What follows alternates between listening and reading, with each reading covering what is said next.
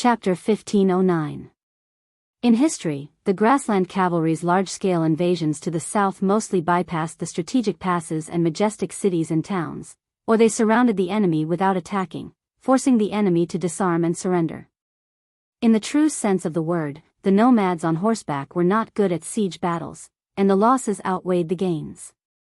Instead of fighting to the death with the defending army at the border, it was better to go around the city and raid the hinterland where the city walls were low and the morale was low. Even though Su Fengnian had long understood that Northern Mang's plan was a bad one, that they had no choice but to make an example out of Northern Liang, Dong Zhuo, and the Magistrate of Peace were clearly ambitious as well. They wanted to use Northern Liang's 300,000 border soldiers as whetstones. This was the same reasoning as when Su Fengnian used Tuoba Bodhisattva to build up momentum. If they could win, they would be able to gallop across a wide expanse of flat plains. Once Beiliang fell, Beimang, which seemed to have suffered heavy casualties, could win the most precious general situation. It was just like when the Su family's cavalry defeated West Shu and secured the victory at the Battle of West Leibi. After that, they attacked West Shu and South Tang. It was just the icing on the cake. The key point that made Su Fengnian feel heavy was that Beimang only had Dong Zhuo and Taiping Ling at the beginning. However, after the fierce battles at Huda Town and Huluku, Beimang's soldiers began to quickly get rid of the discomfort of dismounting and fighting. Su Fengnian led the Phantom Cavalry to fight Beimang's cavalry outside Huluku. At that time, he did not see Zhong Tan leading his troops to attack the city, so he did not have a deep impression of it. Only when he was there and saw them advancing in an orderly manner and taking turns attacking the city did he realize that Beimang's million soldiers had a high chance of winning. Su Fengnian was suddenly enraged. Beiliang was a small place with few people. Every time Qingliang Mountain recruited a master, they had to use them carefully. Even Su Fengnian treated the Finger Xian Realm Sword Path Grandmaster Mi Fengjie with respect. But on this battlefield, a few Master Realm Masters had already died. Out of the 3 that showed up, there were 2 that blocked his path. He found some clues and casually tossed out an arrow to kill one of them. In the blink of an eye, there were 6. On the other hand, how many Master Realm Masters could there be in the entire Whispering Water Room? Just as Su Fengnian was about to kill the hidden masters, those Wudao masters suddenly retreated from the battlefield at the same time. Su Fengnian raised his head and looked. It turned out that Dong Zhuo's South Courtyard King flag had begun to move to the rear, luring the enemy in. Su Fengnian, who originally wanted to quickly charge forward, suddenly stopped. For the sake of preventing any accidents from happening on the battlefield, the Huaiyang Pass Protectorate's Luya and Fu Ling garrisons had made corresponding arrangements. If Northern Mang didn't hesitate to send several thousand cavalry to surround and kill him, the 2 garrisons had even prepared for the worst. Even Lu Jinu had clearly stated that the cavalry within the city could charge out at any time. Su Fengnian had his eyes on Huda City, so he was confident that he could charge in alone and leave the battlefield. However, at this moment, Su Fengnian suddenly had a bad feeling. Dong Zhuo's breakthrough point, or Beimang's breakthrough point, wasn't Huda City or Gourd Mouth, but Beimang's Lu province that both sides had their eyes on at the start but had tacitly given up on as the situation changed. At that time, he had suggested Chu Lushan and Yuan Zhuozong to launch an astonishing strategy. They wanted to use the Great Snow Dragon cavalry that had been biding their time and a genuine heavy cavalry as the main force to move their forces and swallow up Yang Yuanzhan's army. They would first invite the enemy into the jar and then catch the turtle in the jar. In that case, was it possible for Northern Mang to change their strategy before this and attempt to swallow up Lu province in one go? Before Su Fengnian arrived at Huaiyang Pass, he had already followed the plan and asked Chu Lushan to give Ko Jianghuai the title of Lu province general. He would lead 3,000 cavalry and 6,000 Liangzhou infantry to assist Lu province and work with the Longxiang army to guard the Lu province battlefield where Tuoba Bodhisattva had joined the battle. Su Fengnian stood where he was and looked towards the west, towards the distant Lu province. At this time, more than 20 cavalry had unknowingly followed the king of Beimang into the battlefield, each of them carrying a sword. The 2 at the front were the sword crown Wu Luding of the Wu family sword tomb and the female sword attendant Suihua. Wu Luding rode up to Su Fengnian's side. This young swordsman said with a mischievous smile, "You don't dare to advance anymore?" Su Fengnian didn't say anything. The sword attendant Suehua, who was used to closing her eyes to rest, frowned and said in a low voice, "Let's get down to business." Wu Luding immediately kept quiet out of fear and helplessly said, "Protector General Chu wanted me to pass on a message. He said that he felt that the boy Dongjua has bad intentions, so he took the initiative last night to bring several hundred of his personal guards to Lu Province. However, at the border between Yanglu Province and Lu Province, he already had 8,000 soldiers lying in ambush there, waiting for Beimeng to make this move. Oh, and Protector General Chu also said that those 8,000 soldiers were all troublemakers that had been urgently picked out from the various border armies. Without him personally leading the troops, those old soldiers wouldn't be able to do anything." Su Fengnian suddenly began to laugh heartily, unable to stop no matter what. Wu Luding turned his head to Cuehua and asked, "Have you gone crazy?" Su Fengnian finally stopped laughing and looked towards Dongjua's banner in the distance to the north. He smiled and asked, "Do you dare follow me to break the formation for another 2 li?" Wu Luding said without hesitation, "I'm just here to pass on the message." "I don't dare." The female sword attendant opened her eyes and calmly said to Su Fengnian, "Your Highness, please be at ease with your back." Su Fengnian nodded. Those 8,000 old soldiers that had been put together at the last moment. In reality, long before the Su family had died, they had already been disorganized. Even before that, when a certain fatty led his army into Shu, there was no such thing as a direct line of soldiers. It had always been Great General Su Shao who gave him as many soldiers as he wanted to fight. The soldiers under his command were either the ones who died the quickest in the Su family army or the ones who rose the quickest. If one had to give him a name, there was one. It was a battle that had made him famous when he was young. It had taken place by a river. At the time, of the 8,000 cavalry that he had put together, only 400 had survived. After Su Fengnian's hereditary title as the King of Northern Liang, he had a casual conversation with Fatty, who was the governor of Northern Liang, at Huayang Pass.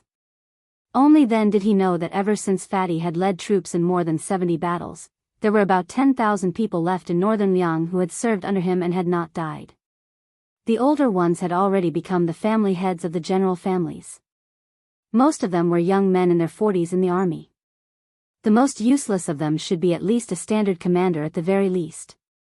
If Su Fengnian remembered correctly, that river was called the Yeluo.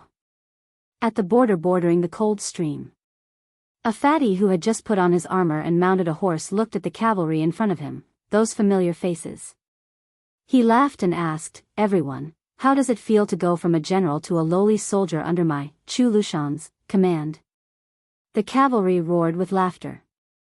The fatty beamed and said, "I hear that there are quite a few people from the infantry who came here to make up the numbers. I, Chu Lushan, am a sentimental person and will not bicker with you all.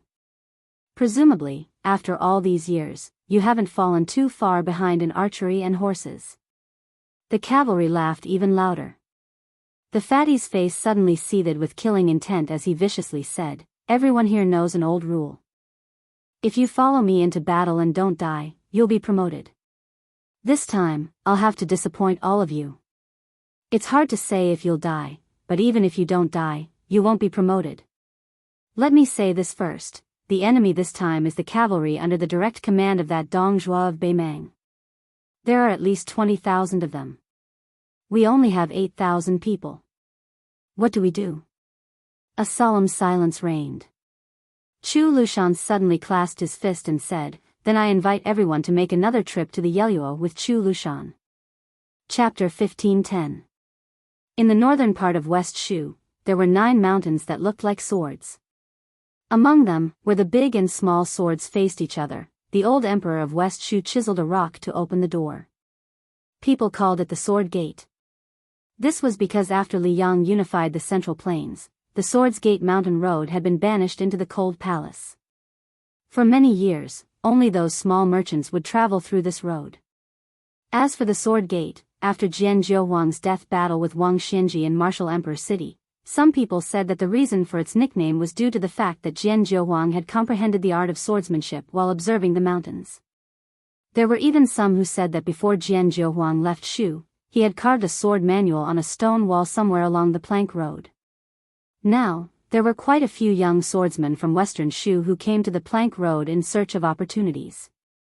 It was the beginning of summer, when the peach blossoms gradually fell. The winding path between the mountain walls was slightly dark and damp.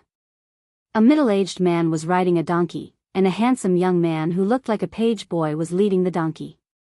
The young man was carrying a large bamboo box, and he was muttering to himself.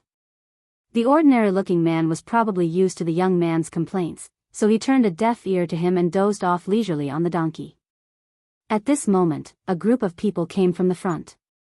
The leader was a common woodcutter in West Shu. He was leading a group of young men and women in embroidered clothes. The young man's eyes brightened. He threw a bunch of peach branches to the middle-aged man and whispered, "Master, master, hurry up. Turn around and ride the donkey. Also, it's time for you to recite a poem. Otherwise, with so many donkey-riding followers in the world, you won't be able to show your identity. Otherwise, you can't call yourself the Peach Blossom Sword God. No one will believe you." The middle-aged man said helplessly, "I've met more than 10 groups of people along the way. Every time, I have to recite a poem with the word peach blossom. How can I have so many poems in my stomach?" The young man glared and threatened, "Then I'll repeat the previous one. That, immortals in the forest, it sounds quite celestial. Master, if you don't recite it, I won't help you lead the donkey." The middle-aged man was indeed good-tempered and easy to talk to. He lazily turned around and rode the donkey. He held the peach branch in his hand and recited loudly, "Looking at the peach blossoms in the forest, the dusk deepens and the road grows longer. The old man taught me the 3 Pure Ones book, lived for 1,000 years and laughed at the sovereign king." The young man, who had been as tired as a dog, instantly assumed the demeanor of a child under an immortal. He looked straight ahead and led the donkey forward in large strides. When the group of young masters and young ladies who hired the woodcutter to lead the way saw this scene, they were stunned at first. Then, one of them turned to his companion and said, "Hey, these 2 little swindlers are bullying us because we haven't seen the world. Do they really think that they are dong-tied just because they got a donkey and a peach branch? I'll get a white horse and wear a saber, then I'll be a Su Fengnian." The young man was so angry that his face turned red.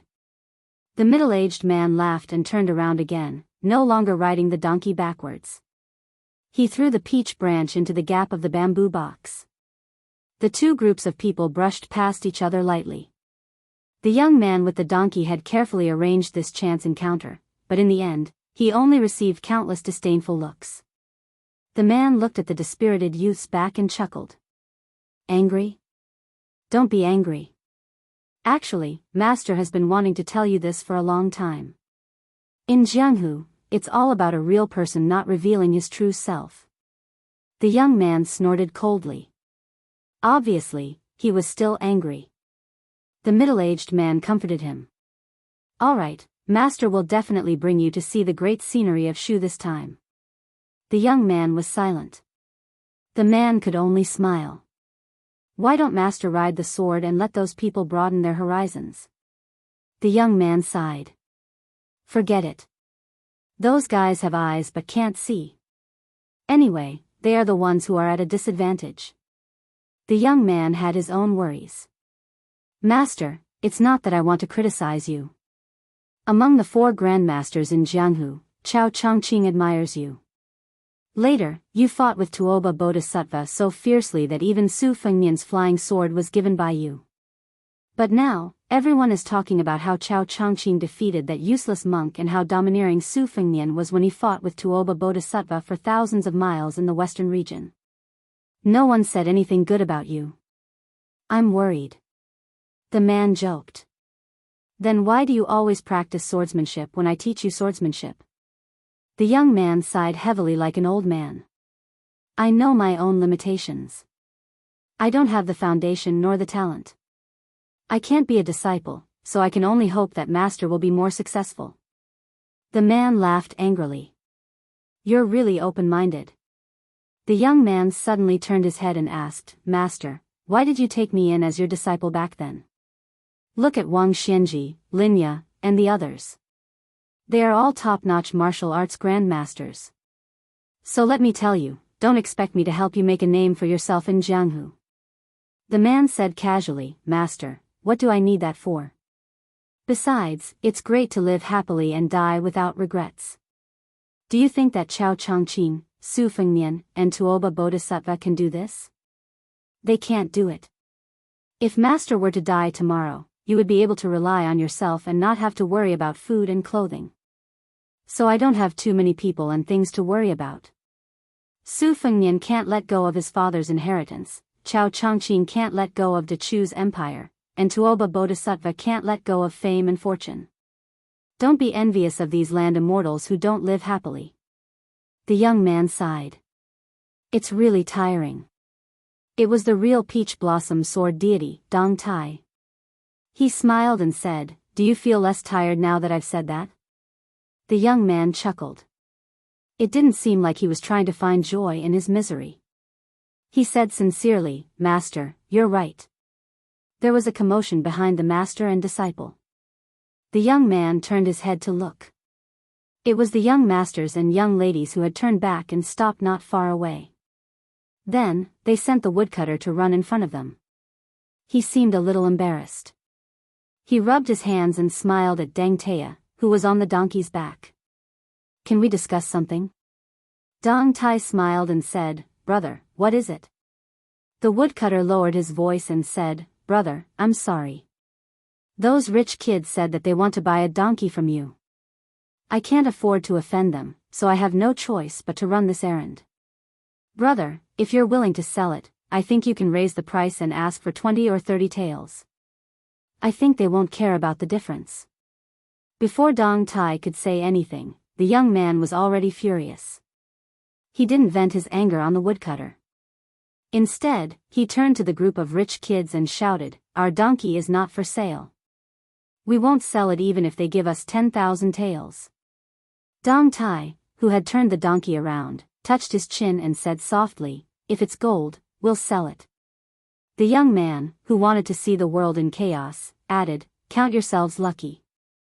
Master said that we'll sell it for 10,000 taels of gold. The woodcutter shook his head. These two people really didn't know the dangers of the world. They were in the wilderness. If that group of angry young people had bad intentions, would he have to report them to the authorities after he went down the mountain? Along the way, this group of men and women were all very arrogant. They kept talking about the governor of a certain county and a certain general. They didn't seem to be from an ordinary family. Just as the woodcutter was begging for peace, the 7 or 8 people had already walked over aggressively. One of them was a young man with a strong body and a sword hanging from his waist. He pointed at Dong Tai and sneered, Old man, don't be so shameless. This young master is magnanimous. I'll give you one last chance. This donkey, I'll buy it for 50 taels of silver. It's not that I can't pay a higher price. This young master once spent 4,000 taels of gold in a month. However, I've always had a principle in life. Even if I'm a sucker, I still have a bottom line. The young man suppressed the anger in his chest and said, Master, how can you tolerate this? In short, I don't want to tolerate this anymore. I want to make a move. I won't be able to deal with a grandmaster, but I'm more than enough to deal with these guys. Dong Tai glanced at a beautiful young woman in the group and then looked at his disciple. The latter swallowed his saliva guiltily. Chapter 15:11. At that time, Dong Tai had just left the Wu family's sword tomb and was not yet the peach blossom sword god. He was a nobody in Jianghu and had no interest in showing off his swordsmanship to others. He tolerated as much as he could. In the early years, it was this foolish disciple who had been beaten up by others when he saw injustice on the road. Perhaps this was his innate chivalrous heart. It was something that Dong Tai did not have. To Dong Tai, everything in the world, except for the sword in his heart, had nothing to do with him.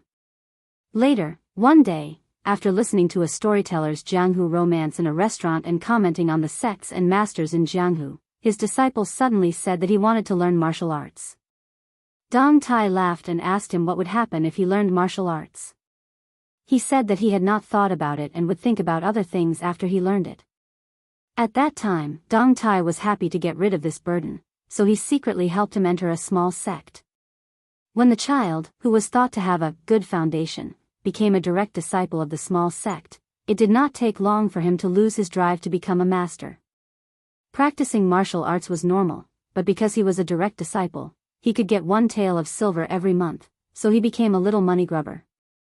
Dong Tai, who was worried about him, had no choice but to show up. The excited child saw Dong Tai at the gate and said that he wanted to treat him to a good meal. Then he ran back to the sect and took the bag of silver he had saved up. It turned out that the child had bought a saber for Dong Tai and the sect.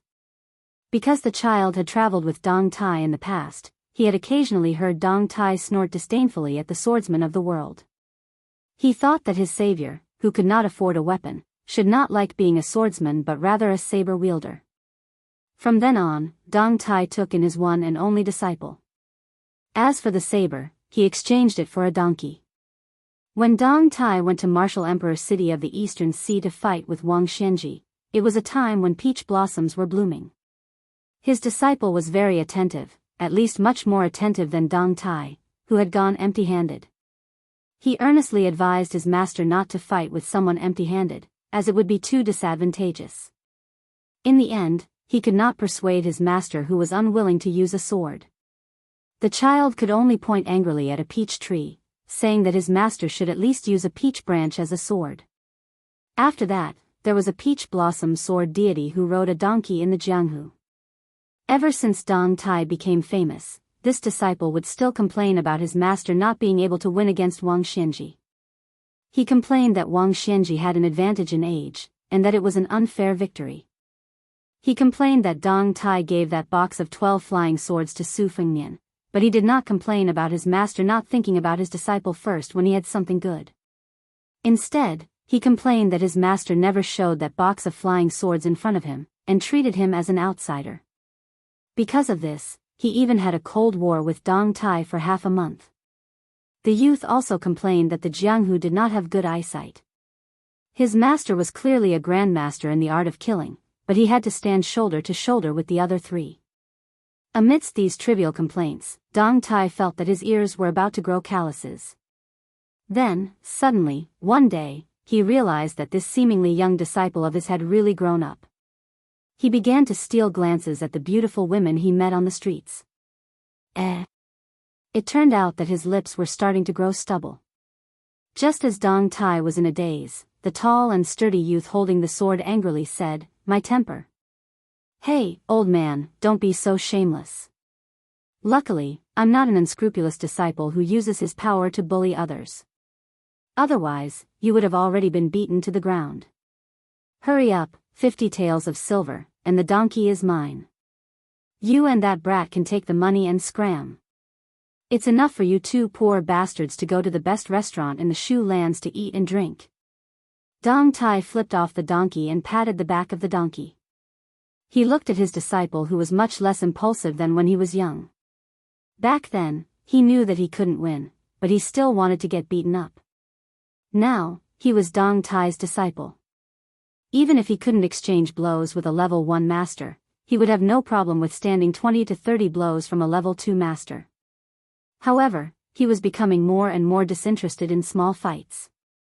Dong Tai did not pay attention to the disciple, who was actually not too bad. He walked in front of his disciple and rubbed his head. He smiled lazily and said, "Disciple, although you don't have much potential, I am very happy to have a disciple like you." The youth felt his hair stand on end and said, "Master, what's wrong with you? You can't be sick, right?" Dong Tai smiled and said, "I'm just happy." In the crowd, a young man who drank too much waved his fan. He didn't put the donkey-riding middle-aged uncle in his eyes at all. However, that little bastard's eyes were too evil. Just now, he actually dared to secretly look at the girl he liked. Did he think that he didn't notice? The only daughter of the Western Shuizhou deputy general, was she someone that a donkey-riding young man could covet? He skillfully closed his fan and smiled at the youth. 50 taels of silver is not a small amount. If you want to go to the Jianghu, you can buy a good weapon. If you want to go to the imperial examinations, you can even buy a lot of books. Dong Tai heard these words that were like needles hidden in cotton floss and laughed it off. His disciple rolled his eyes and said to Dong Tai, "Master, let's go." "Ignore them." Dong Tai nodded and said, "Give me the bamboo box." The youth frowned and said, "Don't. Although I'm afraid of being tired, I'm more afraid of our donkey being tired." "Master, you're carrying it." In the end, it's still the donkey carrying it. It's not young anymore. Dong Tai glared at him and said, "Give it to me if I want you to." The youth reluctantly took off the bamboo box and handed it to Dong Tai. He couldn't help but mumble again. Large and small swords faced off against each other. Between the mountains, there was a strong wind. Occasionally, birds would fly past. Dong Tai rarely carried the box himself. He then smiled at his disciple and said, "You go down the mountain first." In the next moment, Dong Tai made a strange movement. He took out the peach branch from the bamboo box and threw it high up. Just when everyone was confused, someone with sharp eyes suddenly realized that after the peach branch was thrown, it actually stopped in the air. Just when the youth was at a loss, Dong Tai lightly pushed his shoulder and shouted, "Raise the sword with chi, mountain stepping technique." After the youth who was pushed out of the cliff by his master heard this, even though he was high up in the air, he still subconsciously made the sword stepping technique. The youth just happened to step on the peach branch. This scene was like an immortal riding a sword. After a brief moment of panic, the young man, who had never eaten pork but had at least seen pigs run, suddenly laughed heartily and shouted, "Let's go down the mountain." The youth rode the wind and went down the mountain. His laughter echoed in the cliffs for a long time. How many Jianghu youths in the world dreamed of roaming Jianghu with a sword? How many people could be like the youth who was leading the donkey, flying around Jianghu like an immortal riding the wind? Dong Tai rode the donkey again and joked with the stunned youths, 50 taels of silver is really not enough to buy this donkey. Finally, Dong Tai glanced at the young lady that his disciple liked and said with a smile, "Little girl, remember that youth." He nagged Wang Xianji about the martial emperor's city, drank wine with Chao Chongqing at the same table, pointed at Guangling Crown Prince Zhao Yuang and cursed. Of course, the most important thing is that this guy gave me the nickname of Peach Blossom Sword God. Isn't he awesome? The young lady was so shocked that she couldn't speak. The old donkey's hooves tapped on the ground leisurely and went further and further away. The Peach Blossom Sword God on the donkey's back suddenly felt regretful. Tuoba Bodhisattva had already fought 3 of the 4 grandmasters. He couldn't fight Chao Chongqing anymore. Then, Dong Tai didn't know if he would have a chance to fight with Su Ke in this lifetime. "Kid, don't die. If you die under the hooves of the Beimang barbarians, won't you feel ashamed?" Martial Emperor City's status in Jianghu plummeted after old weirdo Wang died in Bailiang, especially after Yu Groom and the others left the East Sea one after another. This holy land of Jianghu in the past went through a long period of unrest. There were many independent forces in the city. Especially without the restraint of the prohibition of martial arts, the fights between the experts were so frequent that it was difficult to find a higher place to fight. The fights between the sects were even more numerous. It was said that some busybodies calculated that there were as many as 60 sects that rose and fell within half a year. Of course, many of the so-called sects were just small kittens and puppies.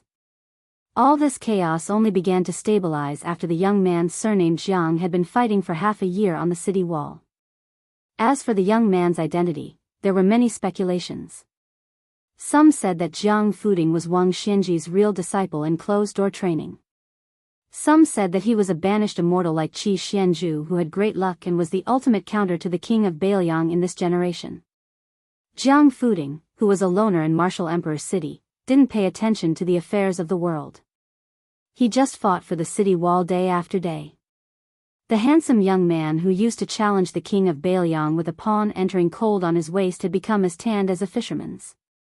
Ever since Linya, the grandmaster of fist techniques, left martial emperor's city, Jiang Fuding stopped drinking.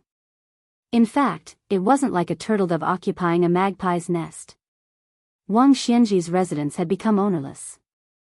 Jiang Fuding used his fists to monopolize old weirdo Wang's former residence. Those who didn't accept it or didn't have eyes had their bodies smashed by him. That night, the bright moon shone over the sea. Chapter 15:12. Using the moonlight, Jiang Fuding sat cross-legged at the top of the city wall with a pot of wine, drinking slowly. This young man with a hidden identity had once been young and arrogant. In such a large great peace city, among his peers, he despised the two sons of General Gu Jiantang for being too rigid. He despised the fourth imperial son for his reputation but lack of ambition. He despised the first imperial son Zhao Wu for being vulgar. He despised the children of the officials for being useless. In the end, he only got along well with the illegitimate son of the previous emperor, Zhao Kai. Before Zhao Kai returned to the capital from Shangyin Academy, and before he died at the Iron Gate Pass of the western regions, the two got drunk. One said he would do great service for the Zhao Kai of Liyang. The other said with a smile that the country was his and the Jianghu was his. In the future, if he helped Zhao Kai sit on the dragon throne, how about he, Jiang Fuding, be conferred the title of King of Freedom? Jiang Fuding gazed at the bright moonlight on the sea and was in a daze. In terms of status and family background, Zhao Kai was the son of the emperor and the disciple of Yang Taisui. He, Jiang Fuding, was not weak. He was the son of the imperial tutor of Liyang. While he had completely concealed his identity and did not have the surname Yuan with that man in order to deal with the endless assassinations, which of the people at the top of Great Peace City dared to underestimate him? The youngest son of the former Minister of Revenue Wang Xiongui, the current leader of the four young masters of Jing, had a conflict with him in his early years. In the end, he had come to kowtow and admit his wrongs that night. When he, Jiang Fuding, was young, he said he wanted to practice the blade. That man who spoke ambiguously asked for Gu Jiantang's blade manual for him. At the time, Gu Jiantang, who was still the Minister of War at the time, even taught him the Thunder Heart. That man even took out the soldier of crossing the river from the inner treasury. In those decades, no less than 20 martial grandmasters had taught him moves. Among them was Lu Hao of the Great Celestial Phenomenon realm of Great Celestial Phenomenon. Since this was the case, how could he, Jiang Fuding, lose to that Su? Jiang Fuding threw the wine pot into the sea and shouted, "How can I accept this? How can I admit defeat?" Jiang Fuding gasped for breath and took out a book from his bosom, as if he wanted to throw it away like the wine jug. However, he raised his arm and in the end, did not throw it away. This book was his father's real legacy. The man whose real name was not known was once the well-deserved emperor's preceptor of Liyang, the most intelligent strategist of the Liyang dynasty. His opponents were Sun Ping, Huang Longshi, Su Shao, Zhao Bing, the Prince of Yanqi, and the Spring of Eternal Hui, led by Zhang Julu. Jiang Fuding muttered, "Father, you have never lost, so how can I compare to you?" Jiang Fuding slowly retracted his hand as he looked at the yellowed book with a stupefied expression. The title of the book was written in meticulous script. It was a very strange name, Night Sailing Ship. Jiang Fuding knew the reason because that man once mentioned that among all the knowledge in the world, night sailing was the most difficult to deal with. At the beginning of the book, there was an absurd story about people from the three sects of Confucianism, Buddhism, and Taoism. The four of them were sailing on the sea together with an old boatman. The Confucians said that the study of saving the people was awe-inspiring and righteous. The Taoists said that the method of immortality was incomparably mysterious. The monks said that the profound Buddhism was like a fairy scattering flowers. The more the boatman listened, the more frightened he became. He was so scared that he almost threw away the bamboo wormwood in his hand. Later, the more he listened, the more sleepy he became. In the end, he accidentally threw away the bamboo wormwood, causing the four of them to be unable to return to the shore. This book was personally given to Jiang Fuding by Yuan Benshi when he brought Song Kelly out of the capital to travel north and south of the Great Jiang. He only said that the stories in the book were merely hearsay stories from the countryside. They were like scribbles, hardly worthy of being refined. It was purely the work of an old teacher who was bored to death. Other than flipping a few pages for his son to read, there was no other use for it. There were more than 200,000 words in this book, so every page was densely packed. Jiang Fuding could totally imagine the scene without any grandeur. A slightly reclusive old man was on duty in the Hanlin Academy under the identity of Yuan Pu. He had a bottle of cheap and good wine, a plate of fragrant peanuts, and a purple brush that was as sharp as a knife. He sat alone and drank. His strokes were very slow, and his strokes were very small. Every time he wrote something he was satisfied with, he would take a sip of the wine. Jiang Fuding carefully put the book back into his arms and lay back. He looked at the bright moon above his head. When I was young, you told me that heaven and earth gave birth to me as a man. If I win, I'll be a hero. If I lose, I'll be a hero. If I die, I'll be a ghost. Jiang Fuding closed his eyes and said bitterly, but when you saw me for the last time, you said that it was enough for me to live well. After a long silence, the most reclusive young man in the martial emperor city fell into a deep sleep. Bathed in the morning light, Jiang Fuding finally opened his eyes and sat up. He said softly, I've made up my mind. The world can forget 100 or 1,000 Jiang Fuding, but they can't forget Yuan Benshi. Jiang Fuding stood up again and murmured with tears in his eyes, Father. I'll settle the score with Zhao Zhuan and Li Yang for you. I'll help Zhao Zhu sit on the dragon throne. I miss you very much. Su, if you're lucky enough to survive, we'll meet in the imperial court. Right at this moment, a little boy carrying a small bamboo basket ran up the city wall. His clothes might be shabby, but he was rather neat and tidy. When he didn't speak, his clean little face had a solemn expression that other children of the same age didn't have. When the little boy saw that familiar slender figure, he steadied his breathing and recuperated before shouting, Jiang Fuding. It was said that Wang Xianji's disciples, Yu Groom and Linya, loved to go to that little place for breakfast. A 7 or 8-year-old child's horizons were naturally higher. The child had a skinny dog and would walk the dog around the city when he had nothing to do. It was as though he was a general patrolling his territory. After Jiang Fuding arrived at the martial emperor city, there was no one to help him take care of his life. Especially after Linya left the Eastern Sea, she was very particular about everything. Therefore, she would casually settle her breakfast at that bun shop. Every time, she would spend 20 copper coins to buy a small basket of thin and juicy buns. As time passed, she became familiar with the little boy who collected the money. She would occasionally tease this little boy who was very rigid in everything he did and said. Jiang Fuding was also puzzled. How did such an easygoing couple raise such a strange child who was filled with the aura of an old scholar? The child who followed this old man and Linya with the surname Go passed the basket of buns to Jiang Fuding and said seriously, 20 copper coins. Put it down first. If you forget, I will remind you. Jiang Fuding said helplessly, Go don't care. It's only 20 copper coins. I won't forget you. The little boy stared and said, My surname is Go, and my name is Yufang. I took it from the saint scriptures. When one's parents are around, one should not travel far. There must be a method to travel.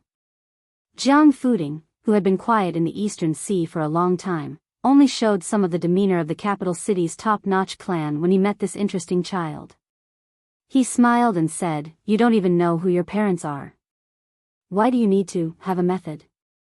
In my opinion, that green-clothed girl who grew up with you, the nickname she gave you is more suitable.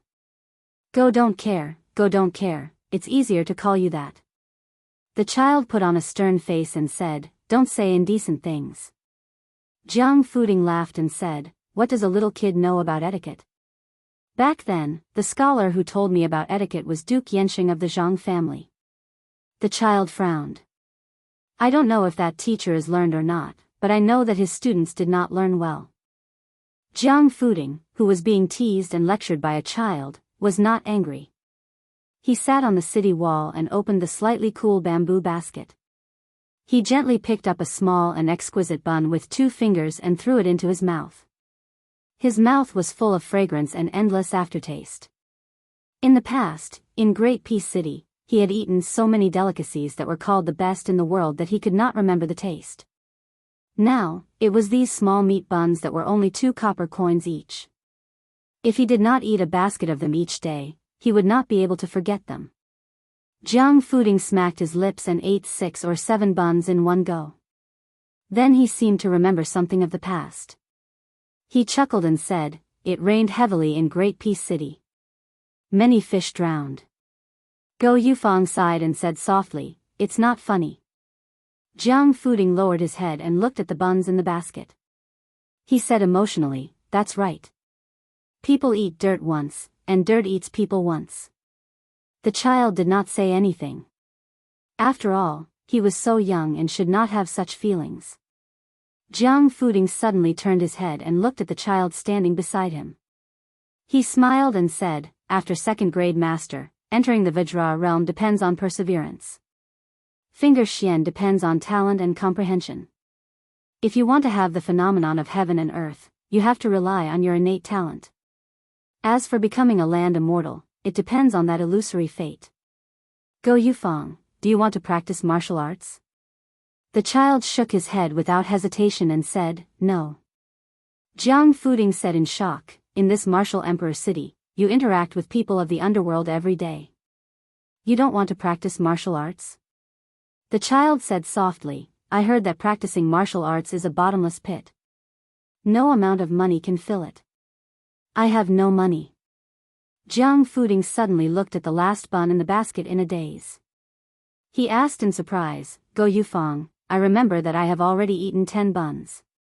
Why is there one more today?" The child said calmly, "Grandpa said that you people of the underworld need to train your body. Therefore, you need to eat more. I asked Grandpa for one more. I can only ask for one more. Otherwise, this basket of buns will be a loss. It is not easy for Grandpa to earn money." Jiang Fuding did not know whether to laugh or cry. Then, he smiled gently. He seemed to be reluctant to eat the 11th bun immediately. Chapter 15:13. Jiang Fuding finally picked up the steamed bun and ate it slowly. He looked into the distance and laughed softly, "You might not want what I give you. Moreover, in the long run, I might not be good to you. However, I'll be leaving this city soon and most likely won't be coming back. But I'll miss you, little brat, and I hope you'll live well. I hope that when you grow up one day and I haven't been eaten by 2D, you'll come and find me. I'll treat you to a drink then." Hearing that Jiang Fuding was leaving the martial emperor's city, the child was a little disappointed, but he didn't show it on his face. He only nodded and said, "Okay." Jiang Fuding smiled and lifted the bamboo basket with one hand. He looked at the vast sea with rising tides and laughed loudly. "Don't you see the 3 mountains and 5 peaks in the sky? Don't you see the endless sandstorms in the northwest killing people? Don't you see the great rivers flowing into the sea and never returning? Listen to me, one's life is only 100 years. If you want to seek immortality, you can only do it in a cup of wine." The child also laughed along with Jiang Fuding's heroic spirit. For the first time, he joked, "When we meet in the future, you must treat me to good wine." Jiang Fuding threw the bamboo basket into the sea and rubbed the child's head. "It's not a big deal." The child was stunned. He said anxiously, "Jiang Fuding, why did you throw the steamed bun basket away? I want to bring it back for Grandpa." Jiang Fuding was stunned and speechless. He was in the wrong. A long time later, in the Jianghu where the grandmasters of the older generation passed away one after another, there would be a very interesting saying. Yudilong wasn't really invincible. It was because there were still some tricks in the world. The people south of the Guangling River in Liang found it hard to imagine that there were places where the frost hadn't completely stopped at the beginning of summer. This was the Tuliao. There were black mountains and white rivers here. Perhaps the first snow of the Liang dynasty would fall here, and it would also be the last snow. The winter snowstorm here was known as the Great Smoke Bubble, blotting out the sky and the sun. During the cold winter of last year, 2 people were escorted by Qi Jiajie from the north of Jingji into Liao and Liao. The reason why the number 1 swordsman in the capital was naturally because Groom Yu was a martial arts master that many forces were secretly trying to rope in. After Groom Yu declined the emperor's invitation to stay, Emperor Zhao Zhuan asked Qi Jiajie to escort him all the way to dispel the covetous thoughts of the other forces. As the first disciple of Wang Xianji, being on good terms with Groom Yu was almost equivalent to accepting the mantle of the martial emperor city. Lu Huang, Lu Bang, Lin Ye, and the other three, even if they couldn't be of use to themselves, they could at least establish a good relationship with these top masters who were of the same breath and branch. Therefore, Qi Jiajie passed a message to the emperor at the border, telling Groom Yu that no matter when he returned to Great Peace City, His Majesty would treat him as a friend. On the banks of a river called the Songnan River in Jinzhou of Liaodong, there was a small village along the river.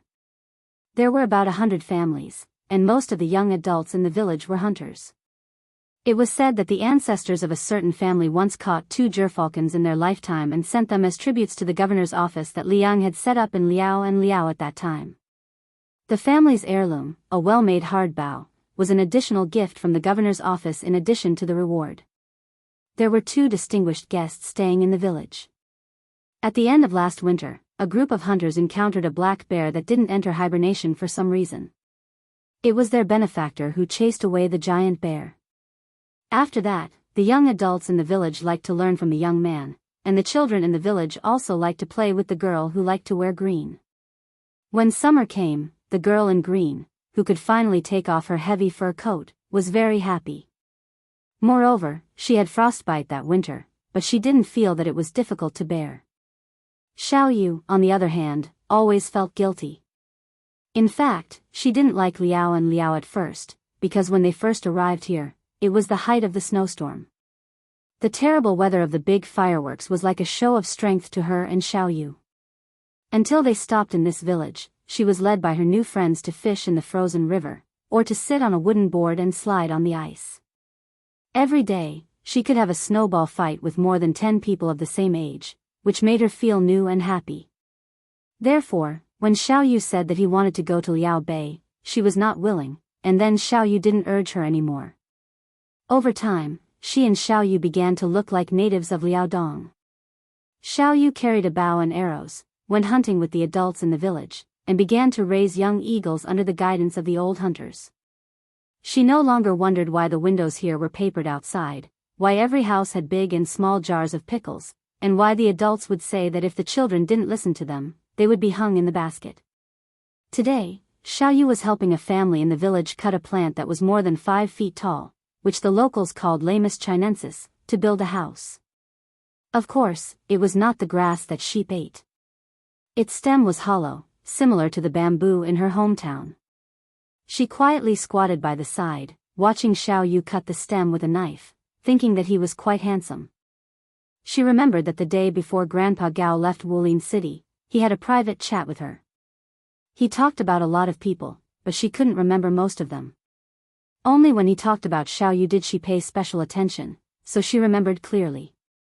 Grandpa Gao said that among the swordsmen in the world, some had the best luck, and some had the best innate talent, but Xiao Yu's talent for swordsmanship was the best. She squatted on the ground. Thinking of Grandpa Gao, she suddenly felt sad. She actually knew that his surname was Wang, but he was so tall. She liked to call him Grandpa Gao, and he was never unhappy. Then she thought of another person. Before that person died, he called out to her, "Green robe." Xiao Yu said that person was very amazing, and that Grandpa Gao admired him for most of his life. She suddenly asked, "Xiao Yu, Grandpa Gao asked you to find that person, so you can accept him as a disciple on behalf of your master. But how do we find him?" Yu Groom turned his head and smiled. "We can always find him." She said, "Oh, I'm going to play." Then she got up and ran away. Yu Groom smiled knowingly, just like this little girl's brother. He was always afraid that she would find the trip to Liaodong boring, but now it seemed that he worried too much. The only trouble was that this little girl had learned a lot of local sayings from the local children, such as, "You're stupid," "Scram," and "Stay away." Just thinking about it made Yu Groom break out in a cold sweat. As for the little brother, who was still in some unknown corner, in a sense, he was equivalent to his master's closed-door disciple. Yu Groom was not in a hurry at the moment. He firmly believed that they would naturally meet when the time came. This was a strange intuition. Yu Groom waited patiently. In the 500 years of Jianghu, there was only one Wang Xianji and one Li Chungang. In the evening, Yu Groom helped the villagers with their work. When he returned to the house, the owner of the house had already prepared dinner. Yu Groom did not know where the little girl was playing, so he could only imitate the villagers and shout. Soon, a response came from the riverside. She quickly ran back, lifted her skirt, and lightly stepped over the threshold. She saw Xiao Yu and the family already sitting on the brick bed. Because they waited for her, they did not eat. She made a face at Xiao Yu and then sat next to him apologetically. Yu Groom helplessly reminded her in a low voice, "How can the host wait for the guest to eat?" The middle-aged village woman liked the girl in green from the bottom of her heart. She quickly smiled and said, "It doesn't matter." The middle-aged man who looked like a southerner poured a glass of wine for Yu Groom. The man was actually a foreigner, and his wife was a local. His ancestral home was in Dongyue. Back then, he followed his grandfather and father to Jinzhou. However, he went north earlier than Hongjia. It was a blessing in disguise. He was lucky to escape the spring and autumn war that burned the central plains. Because Liaoxi was the place where Liang rose, Liaodong also benefited a lot. Although it was not as good as Liaoxi, it was still worlds apart from the people of Dongyue who had heavy taxes. Moreover, everyone knew that there was a king with a different surname who came out of the forest, in Jinzhou. In addition, the king of Liang who was in charge of the two Liaoxi was Zhao Sui, the king of Jiaodong. Zhao Sui was also very kind to the people in his jurisdiction. Although Beimang and Liang were in confrontation for many years, the flames of war had never spread here. Therefore, even the middle-aged man had never seen war since childhood. When the man's family was convicted and moved north, they brought a large box of books with them. Even if it was passed down to only one child in 4 generations, each generation of parents taught their children to read and write. They were able to do something that many nobles in the Central Plains could not do. The reason why Yu Groom chose to live in this house was that he felt close to the middle-aged man's scholarly aura, which was extremely rare in the north. When he heard that Yu Groom was leaving the village for Jinzhou the next day, the man inevitably felt a little regretful that he did not have a drinking buddy. Probably after drinking half a bowl of wine, the middle-aged man, who could not hold his liquor but was good at drinking, did not have too many taboos. He smiled and asked in a low voice, "Brother Yu, are you going to see the ancestral home of the king of Beiliang?" "To tell you the truth, there's nothing to see. First, ordinary people can't get close because the guards of the king's mansion are watching. Second, many people say that there are only 2 or 3 shabby houses. It's said that many people who went to Jinzhou to join in the fun went in high spirits but returned in disappointment." Yu Groom asked, "Many people go to Jinzhou?" The man gulped down the remaining half bowl of wine and said with a smile, "That's right. There are many stories about this. We're only about 80 miles away from Jinzhou. When the village finds something valuable, such as mink fur and fox fur, especially the old ginseng that the Shengguan family forbade to privately dig up, they'll be handed over to me, a bookkeeper, who can only read a few words, to secretly sell it in Jinzhou. That's why I'm not unfamiliar with Jinzhou." Although the woman had a very good impression of the groom and the little girl, when her husband talked about selling ginseng privately, she still secretly kicked him. Chapter 15:14. The man could not openly criticize his wife, so he pretended that nothing had happened. He continued, "As for the famous butcher, even though he left Jinzhou for more than 20 years and died in Beiliang, people in Jinzhou still talk about him with relish. The first decade was the most lively. It was said that many powerful families in the Central Plains who had irreconcilable enmity with Butcher did not dare to go to Beiliang for revenge, so they thought about digging up the ancestral grave of the Su family. If our king of Jiaodong had not been on good terms with Butcher, I'm afraid he would have been killed. In my opinion, our king of Jiaodong was also implicated by Butcher. Otherwise, with his ability, he would not be in such a bleak situation now. Last time, you said that Zhao Ying, the Duke of Huainan, also died heroically in battle. Our king is not comparable to Butcher and the king of Yan, but compared to the Duke of Huainan and the new king of Jing'an, he is more than enough, right? Otherwise, he would not be able to sit on the position of the king of Jiaodong. Besides Bailiang, only the vassal territories here face to face with the barbarians of Beimang, right? If the late emperor did not trust our king's ability, he would not dare to make such an arrangement. Yu Groom nodded. The late emperor of Liang had painstakingly placed Zhao Ying in Huainan Dao, which was right under his nose. He banished the ambitious Zhao Bing to Nanjiang.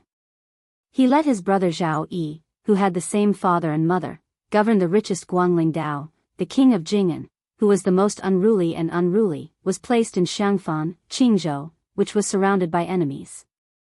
Only Su Shao and Zhao Sui were placed in the two places of Beijiang. The middle-aged man, who was neither a scholar nor a scholar, had unwittingly drunk 2 bowls of wine.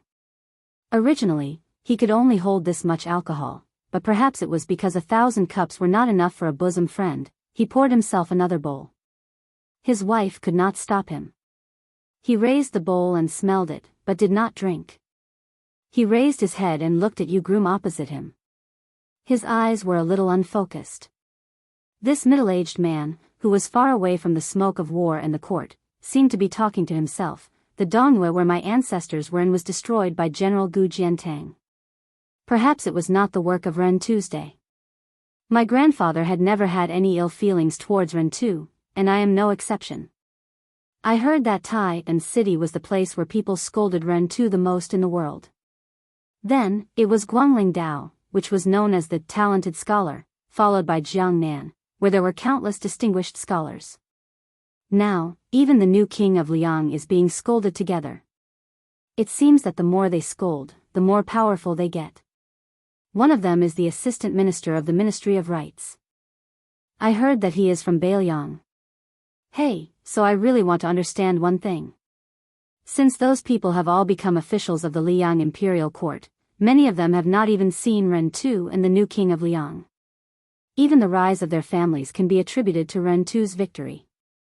Younger brother, you have seen a lot. Looking at your temperament, I think you are also a well-read person. Can you help me clear up my doubts?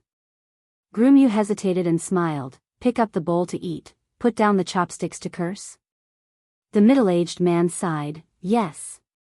A country without a hero is like a house without a pillar, a person without a backbone. The man drank a big mouthful of the 3rd bowl of wine and was really drunk. He fell asleep under the care of his wife. He muttered to himself that if the new Liang prince couldn't defend the northwest, he would also curse, including the young king's father. The middle-aged man's wife didn't know whether to laugh or cry. She nagged, "Do you really think you are a high official? I don't see you working so hard on the crops all these years." Although the woman was nagging, she lowered her head to look at her man's face, which was much rougher than when he was young. Her slightly tanned face couldn't help but reveal a smile. She thought to herself, "Who asked you to be so handsome? Back then, I had to fight with many women to get you. Even if your farming is sloppy, it doesn't matter." After hearing that, Groom Yu suddenly drank a bowl of wine and said indifferently, "A country without a hero, how sad. A country that has heroes but doesn't know how to respect them, how sad is that?" Groom Yu got off the kong and brought a small stool with the little girl to sit outside the room. He turned his head to look at her, who was in a daze, and said with a smile, "How about we go somewhere else to find your Grandpa Gao's disciple?" The little girl turned her head and rolled her eyes. "If you want to go to Bailiang, just say it. I don't really care." Groom Yu was a little embarrassed. He was about to say something when the little girl said seriously, Go. I miss Uncle Lu anyway." This Uncle Lu, when he was still in Wu City, he didn't know how to take care of himself. "I don't feel at ease with him away." Groom Yu rubbed her little head and smiled. Yes. Uncle Lu, Uncle Gong, and your Aunt Lin, they can't do without you." She hurriedly shushed him. "You have to call her Sister Lin. If you call her Aunt Lin, she'll get angry." Groom Yu laughed. "No wonder Master said you're not afraid of anything except the forest crows." The little girl suddenly sighed and said earnestly to Groom Yu, "Xiao Yu, let's make a deal first. When we reach Bailiang, let's not fight and talk nicely, okay?" Groom Yu pretended to be surprised. Who said we shouldn't quarrel if we can use our fists?" The little girl raised her chin and said fiercely, I haven't said the second half of my sentence. When it's time to quarrel, we should discuss things properly. Those who use their fists aren't heroes. Groomyu narrowed his eyes and said softly, if you travel the Jianghu in the future, you'll definitely become a heavenly heroine. The little girl nodded vigorously and then put her head on Groomyu's knee. She said in a muffled voice, Xiao Yu, I've wanted to go to Bailiang for a long time. I want to visit the place where Grandpa Gao passed away. Groomyu nodded lightly and didn't say anything. The little girl raised her head slightly. There were still traces of tears, but there was a smile on her face. Xiao Yu, Bailiang is in the northwest. Then won't we be eating the northwest wind every day? Groomyu smiled, yes, there are battlefields everywhere. We might have to eat a lot of sand. It was not easy to be an official in the capital. Even though Fan Zhongho, who had been bestowed the title of the #1 national chess player of the dynasty by the emperor, had become a new noble in the Hanlin Academy, he couldn't help but sigh. The Fan family could be said to be a scholarly family. However, in Xiangzhou, it was not considered a luxurious family. When he was summoned to the capital, he went north alone. He didn't bring any servants with him. He had about 700 to 800 taels of silver on him. He thought that even if he couldn't be extravagant in the capital, he wouldn't be too shabby. He didn't think that when he actually became an official in the capital, he would realize how expensive it was. After all, Fan Zhongho had never received the special honor of being conferred by the emperor, and he wasn't a true scholar in the imperial examinations. He didn't have a master room in Tai and city to rely on, and he didn't have the financial support of his fellow countrymen. However, for officials in the capital, especially Huang Menlang of the Hanlin Academy, their residences had to match the prestige of the official system. Thus, Fan Zhongho gritted his teeth and rented the old residence of an old assistant minister of the Ministry of Works. It could barely be considered a place with a pavilion, a garden, and lush greenery. However, this cost him 200 taels of silver. That was the price the old assistant minister gave him for the sake of Huang Menlang. If it were any other official, not to mention 200 taels of silver, even 400 taels of silver wouldn't be enough. The Liang imperial court did not take care of everything in the matter of official uniforms.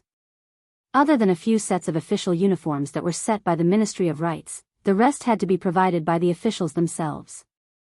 The purchase of a wide variety of official uniforms was another large expense. Fan Zhongho had only learned after working for a period of time in the Hanlin Academy that many old-fashioned old Hanlin scholars who did not know how to make money were so poor that they had to borrow official uniforms all year round. To make matters worse, Fan Zhongho, as a newly popular person in the great and city officialdom, had to attend a variety of banquets and weddings and funerals of his colleagues. This caused this young man to spend money like water. Adding on the dignity of the Hanlin Academy, the ink and paper that he needed for his daily study, he had all kinds of connections. Fortunately, when Fan Zhongho went to the capital, he had brought with him about 20 unique and rare books that had been engraved. Many of his colleagues in the Hanlin Academy loved books to the point that they would borrow money to buy books even if they were poor. After receiving this gift, Fan Zhongho started to gain a foothold in the Hanlin Academy. He also promised many of the officials in the capital that he would buy the locally engraved and large books in his hometown that were relatively cheap. This gave Fan Zhongho a good impression. In reality, the purchase was just an excuse. He was giving away his treasures from the library at home. He believed that those old foxes who had cultivated for half their lives in the government knew this, but neither side said it out loud. Most of the officials from outside the capital lived in the southeast area of the city. The scenery here was not bad.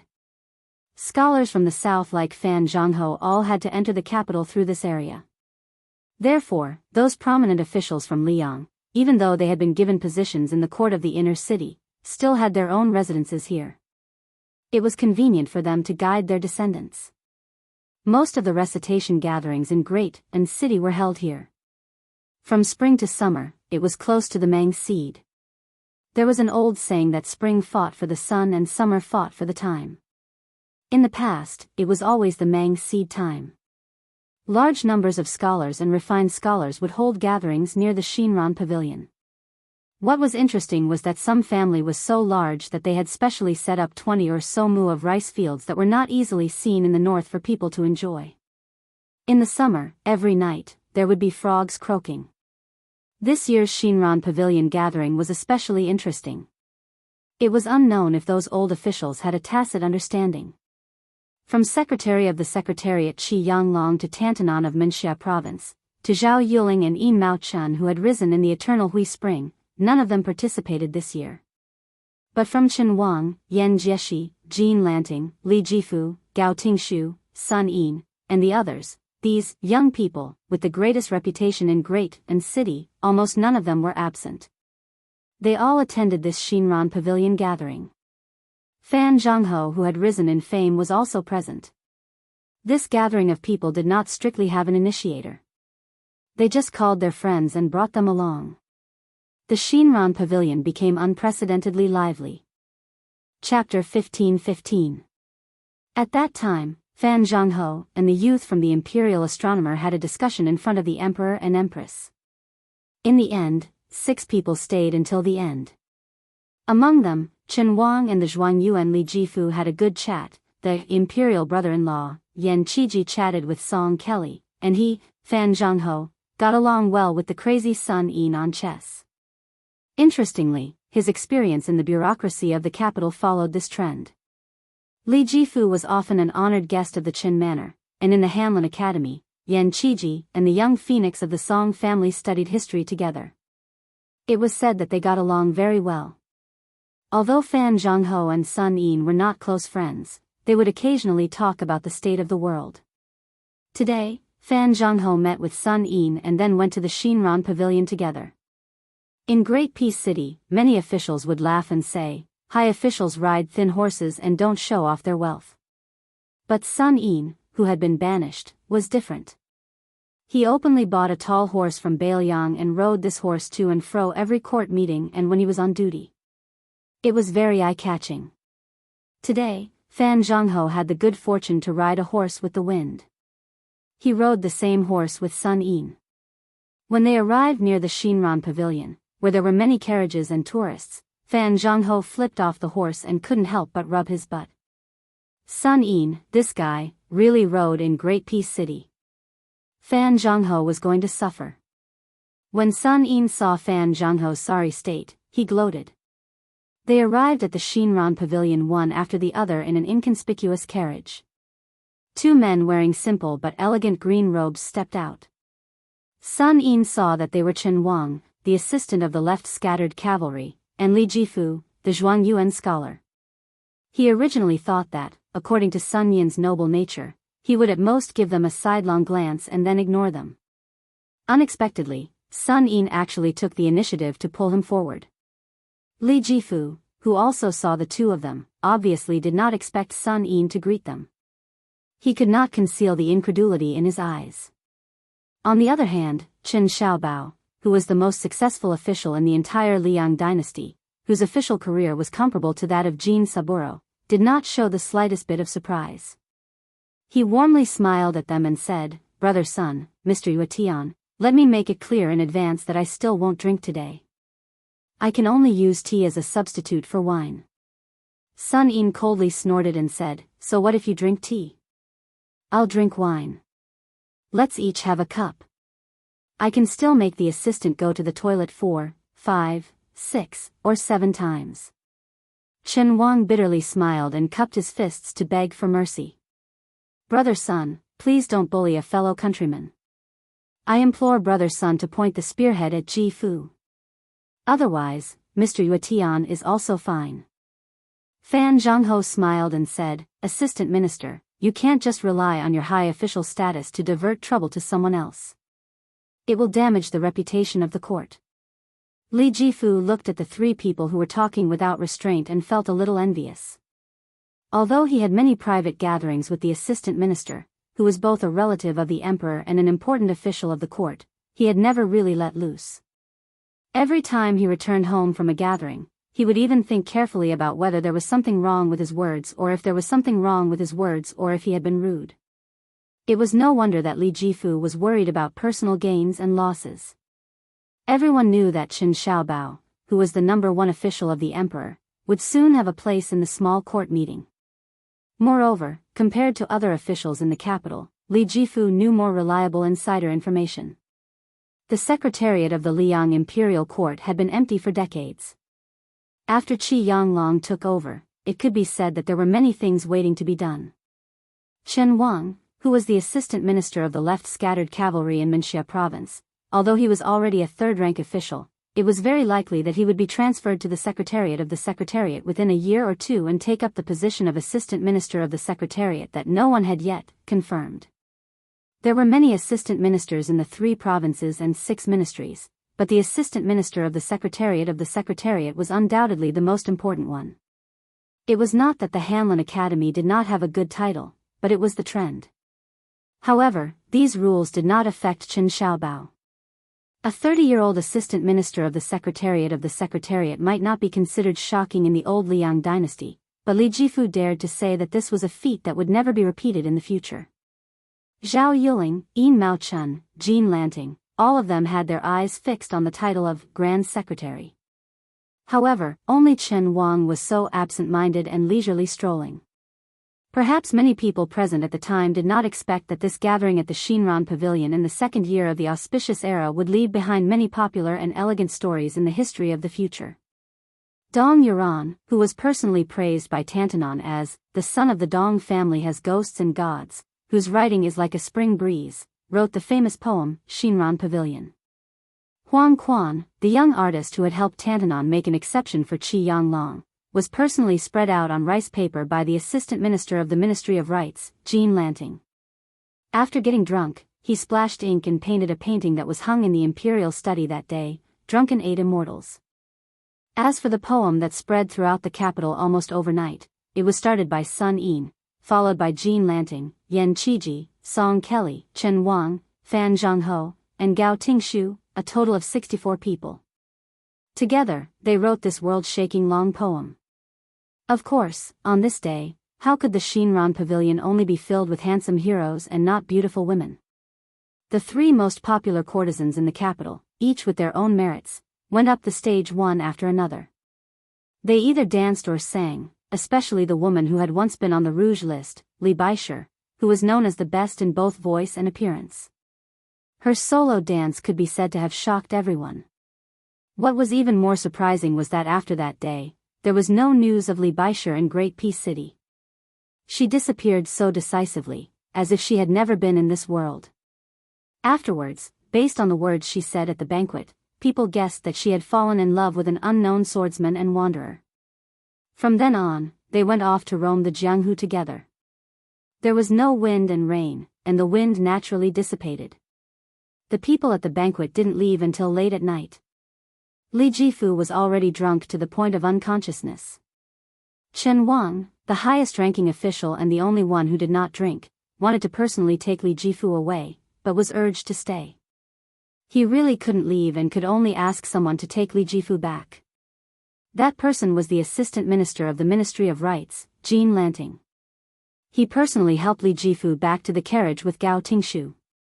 Sun Yin also left late. He came with 2 people, but left alone, as if there was no one around. He rode his horse wildly, smelling of alcohol, and shocked many of the graceful ladies of the large families in the capital. Under the crowd's instigation, Fan Zhongho and Wu Songxian had another battle of who's first and who's last. Both sides played their best moves one after another. Although Wu Songxian lost the game, he didn't lose his momentum, which made the spectators exclaim in satisfaction. After this game, Wu Songxian vaguely established Fan Zhongho's second place in Liang's Go. Yan Qiji, Song Kelly, and that fellow villager nicknamed Kong Wuqi left together. Shinran Pavilion, Drunken 8 Immortals, and Heroes Travel to the Capital, were all given to this young relative of the emperor. He would immediately send them to the imperial palace. Deep in the night, the lights were still bright. There were only a dozen people left in Shinran Pavilion. Everyone in the capital knew that Chen Wang, who usually did not touch alcohol, was the last to leave. Fan Zhongho and Wu Songxian had already finished their game of Go. The latter and a group of friends left in high spirits. The people still in the pavilion were all new nobles in the great peace city. They were also willing to put down their faces to get close to Chen Wang, a high official in the central government. However, they were all scholars. Even if they drank too much, their chatter and actions did not diminish their scholarly habits. And Chen Wang was never the kind of person who liked to put on airs, so he got along well with them.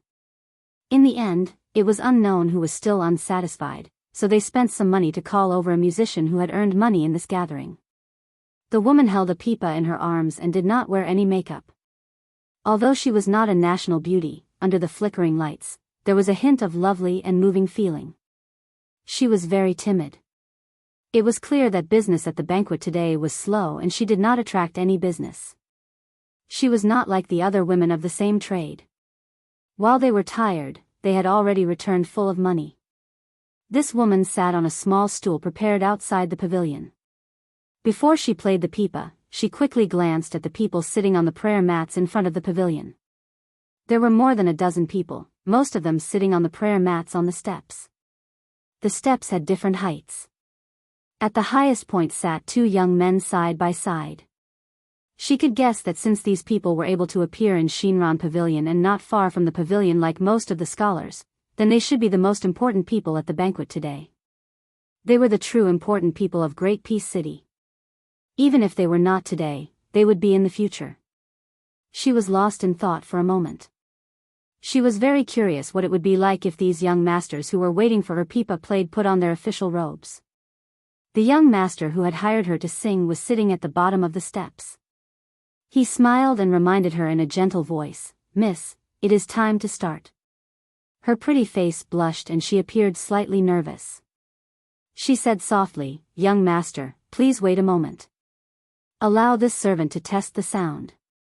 Hearing the woman gently twist the strings of the pipa, Fan Zhongho, who had intentionally or unintentionally sat next to Chen Xiaobao, said with a slight smile, "This is the typical technique of the Wu family of Jiangzhou in our Xiangzhou. The lower part is the strength of the upper part. The tone is not high, the rhythm is not rushed, and it is slow. It is not as full as the big bows of the north, but it has its own unique charm. Due to this, the song is also a small tune with the charm of Jiangnan. After drinking too much, it is very comfortable to listen to this song." Chen Wang smiled and nodded. He said softly, "I only learned about the pipa when I came to Jing. In my hometown, there is a saying about the drum on horseback. In the past, I was just a poor scholar and did not go to the border to study. I am ashamed to say that even if I wanted to pretend to be cultured, I would only be a laughingstock. Therefore, in these years, I have sensibly not attended banquets and gatherings. Other people say that I am not good at raising wang, that is really flattering me." The name of the song, Daughters Red, refers to the Jiangnan water, Jiangnan wine, and Jiangnan women. Then he heard the woman's clear and melodious voice reciting the first part of the song. Fan Zhongho was surprised. He smiled and said, "What a coincidence. It refers to the Daughters Red wine. My hometown has this custom since ancient times. When a daughter is born, they will bury a jar of wine. When the wine is drunk, it is the day the woman gets married. In addition, there is also the Zhuang Yuan Red, which is taken out for banquets when the man in the family obtains scholarly honors." Chapter 15-16. Then Fan Zhongho suddenly discovered that Chen Wang seemed to be in a trance. One part of the millet fragrance lingers around the beam, 2 parts of the flowing water, the cool weather, 3 parts of the fragrance of apricot flowers. A spring thunder buries a jar, after 18 years, the daughter is red, the daughter smiles, the daughter is delicate, the new wine becomes old wine, the little girl is waiting to wear the red dress. Fan Zhongho closed his eyes and listened to the sound of the pipa and the woman singing. He finally sighed softly. The ending of this song was not as beautiful as the name of the wine. The woman in the song had waited for many years, but still did not meet the young master who was far away.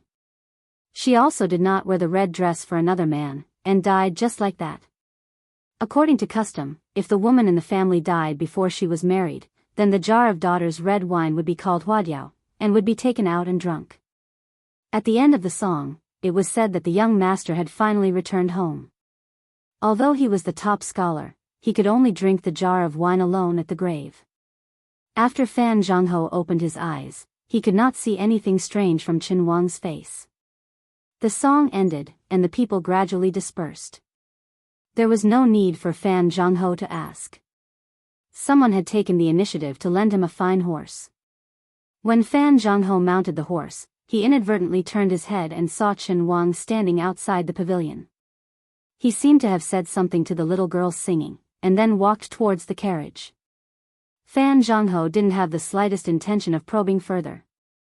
With Qin Wang's well-known conduct and Fan Zhongho's understanding of this Qin Xiaobao, he definitely didn't think that this left scattered cavalry regular attendant would have the slightest intention of taking advantage of him.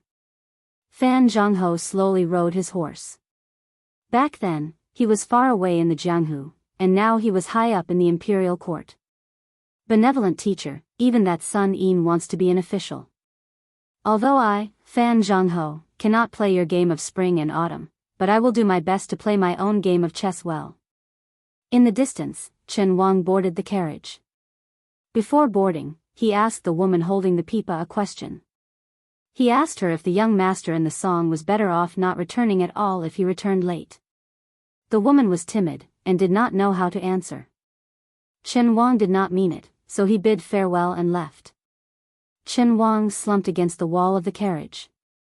Even when he married that noble surnamed Zhao back then, even when his father-in-law was a duke of a county, Qin Wang did not drink at the wedding banquet. For this reason, many of the noble sons of the Zhao clan who attended the wedding had mocked and ridiculed him.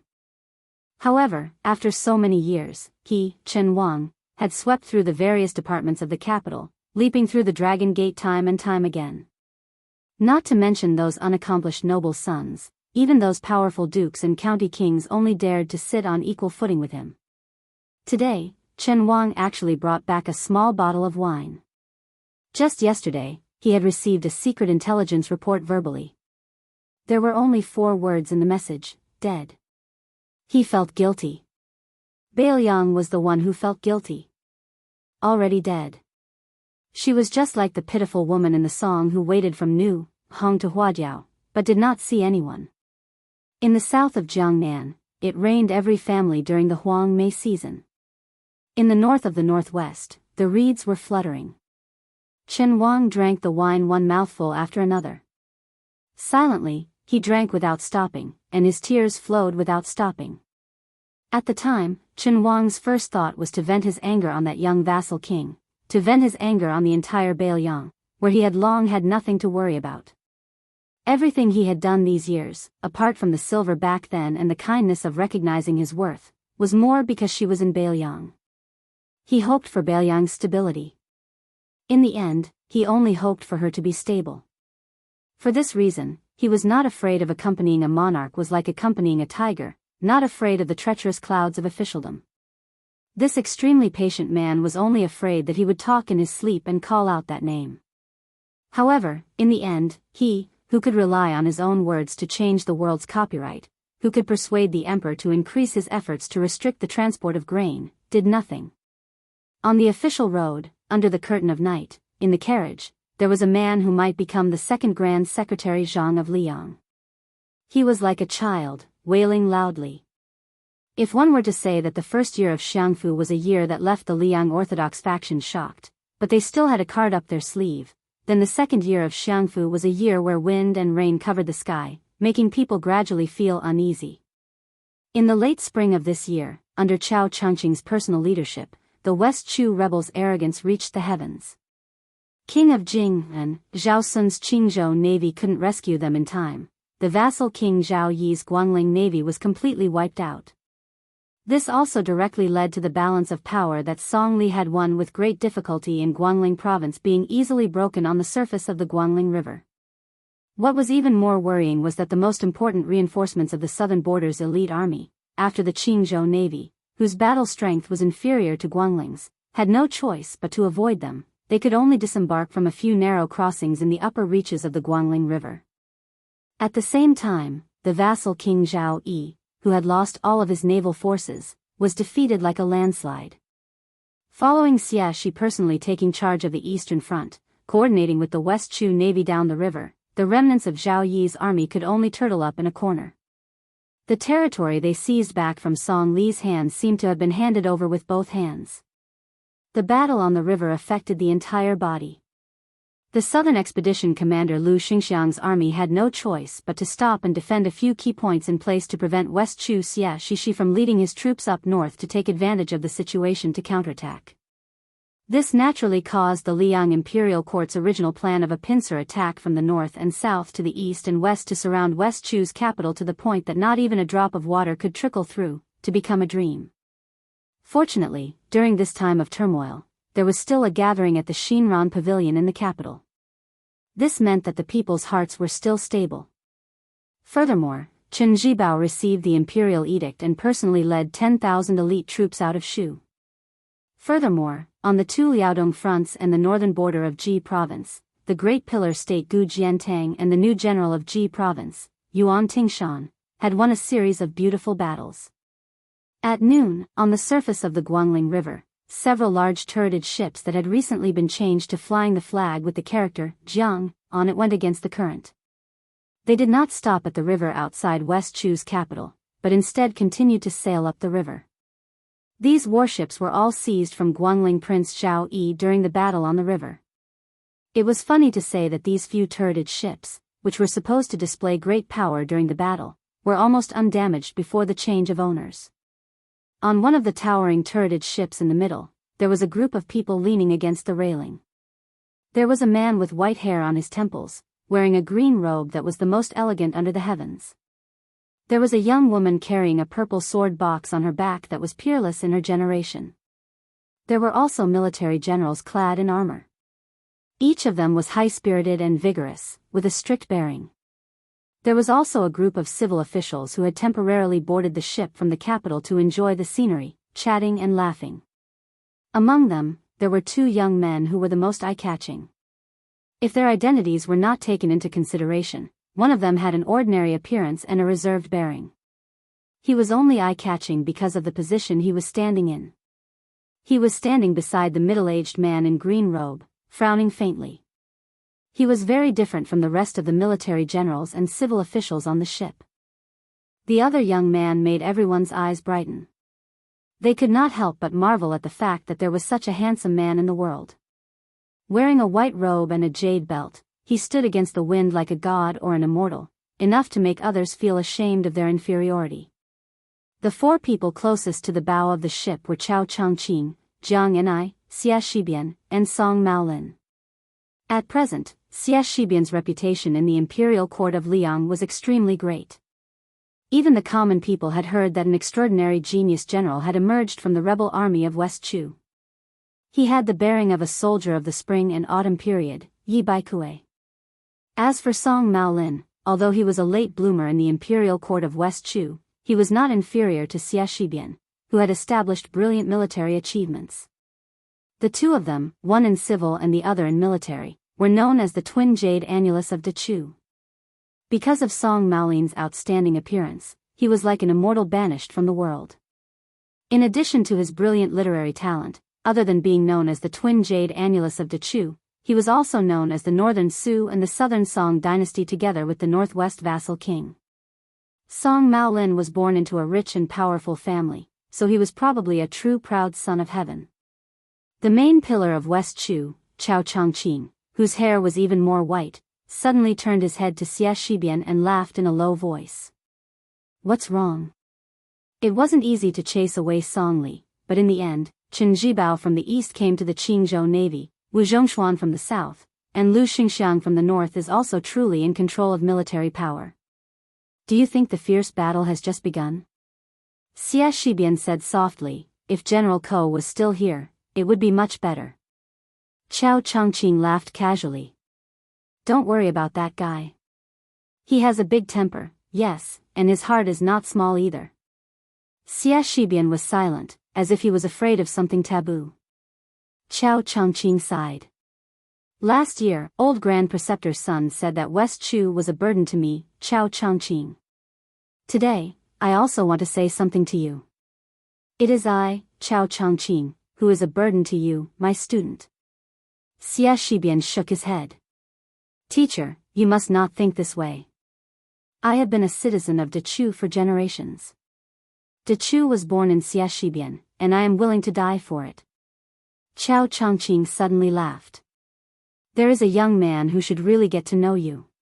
Only then will he know what it means to be a scholar. That guy, back in the day, had a lot of resentment towards us scholars. In Gangnam-do, the first time he saw Tangshi sword immortal Lu Baijie, he asked, "Teacher, can you sell me a few pounds of benevolence, righteousness, and morals?" When he saw me, he did not have a good expression either. Xie Shibian was puzzled. But I have seen Beiliang's various actions. They have established academies within their borders, and are very kind to scholars. The new Prince of Liang does not seem like this kind of person. Chao Chongqing smiled knowingly. Perhaps it is because a man has a burden on his shoulders, so he cannot do as he pleases. No matter what, Su Fengnian is indeed the most interesting young man I have seen in my life. There is no one like him. Afterwards, Chao Zhangqing suddenly laughed to himself and said in self-mockery, even if I, Chao Zhangqing, praise him like this, Su Fengnian wouldn't feel the slightest bit of honor. After all, he is the #1 vassal king of Liyang who commands 300,000 cavalry, and at the same time, he is also a martial arts grandmaster on par with me, Chao Guanzi. So no matter how many good words I say, it can only be considered as mutual appreciation. To be honest, when I first saw that kid a few years ago, I never would have thought that the situation would be like today. If I had known, I would have beaten him up back then. Now that I am talking about it with you, it is easier to brag. Xie Shibian felt a little sad for no reason. Although his teacher was always easy to get along with, he was not such a talkative elder. Chao Chongqing seemed to have seen through Xie Shibian's thoughts. He patted the young man's shoulder and smiled. When young people do young things, it is fine to be frivolous. There is no harm in saying that you are worried about new words. When you are 30, you can do things that are responsible. As for people like me who are old, they should honestly admit that they are old. Occasionally taking advantage of my seniority is one of the few pleasures in life. Chapter 15-17. Xie Shibian forced a smile. Dechu was most proud of Mr. Chao. Would he grow old? Chao Chongqing lowered his voice and said, "That guest will secretly come in the evening. You and Song Maolin will stay by my side. You don't have to do anything." Xie Shibian asked worriedly, "Why does the current Duke of Yensheng, a saint family with a history of more than 800 years, want to meet you?" "I don't understand. What else is there to say?" Chao Chongqing did not immediately give an answer. Lu Songtao, who became a Buddha in Lantua Mountain, came to him to persuade him to let it go. That Duke of Yensheng should be the same. Kings and officials can decide life and death with a word. Scholars like us are full of hot blood and have nothing to fear. However, if there was someone who could decide whether a person's name would be passed down through the ages or go down in infamy, wouldn't they calm down and think about it carefully? Chao Chongqing looked at the sky and muttered, "When one has to let go of one's country, one can only let go. Jianghu can also be let go. But some things can't be let go even if I want to. No matter how much I read and how much I know, it is still the same." Xie Shibian was mentally wandering. If one day he could fight the Beiliang cavalry on the battlefield, he would have no regrets even if he died. But such an opportunity would not appear. Jiang and I walked to a secluded place and looked at the rolling waves of the river alone. Song Maolin hesitated for a moment and came to her side. He said softly, "Princess."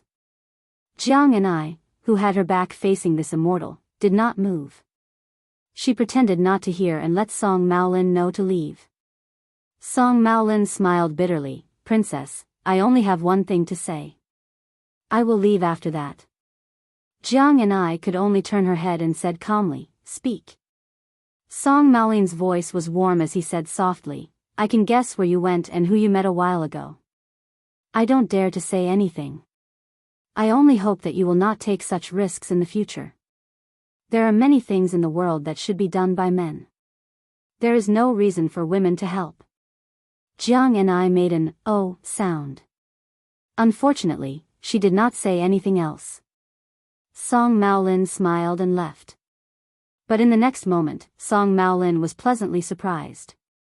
The princess actually called his name. He suppressed the excitement in his heart and slowly turned around. Jiang and I smiled. Someone asked me to pass a message to you. He said that the next time he sees you, he will definitely beat you up, until you can't recognize anyone. Jiang and I felt that he was already very kind. He changed the words father and mother to something that didn't hurt their relationship. Song Maolin's face stiffened as if he was struck by lightning. Poor exiled deity. On the border between Beimang and Liangliao, a group of armored cavalry troops roared past right under the noses of the Liang border's military sentries. The leader was the newest commander of Beimang's eastern front. He was a legendary figure who was somewhat similar to the Chuanqiu remnant that Hong Jia ran north into Beimang, but was also very different. This old man did not settle down in the southern dynasty. Instead, he traveled alone in the grasslands of Beimang. It was similar to how the Taiping emperor traveled in Liang. Although he was almost 50 years old, the armored old man still did not look old. One could vaguely see that he must have been a first-class handsome man when he was young. It was no wonder that in the past 10 years, he had been involved in many affairs.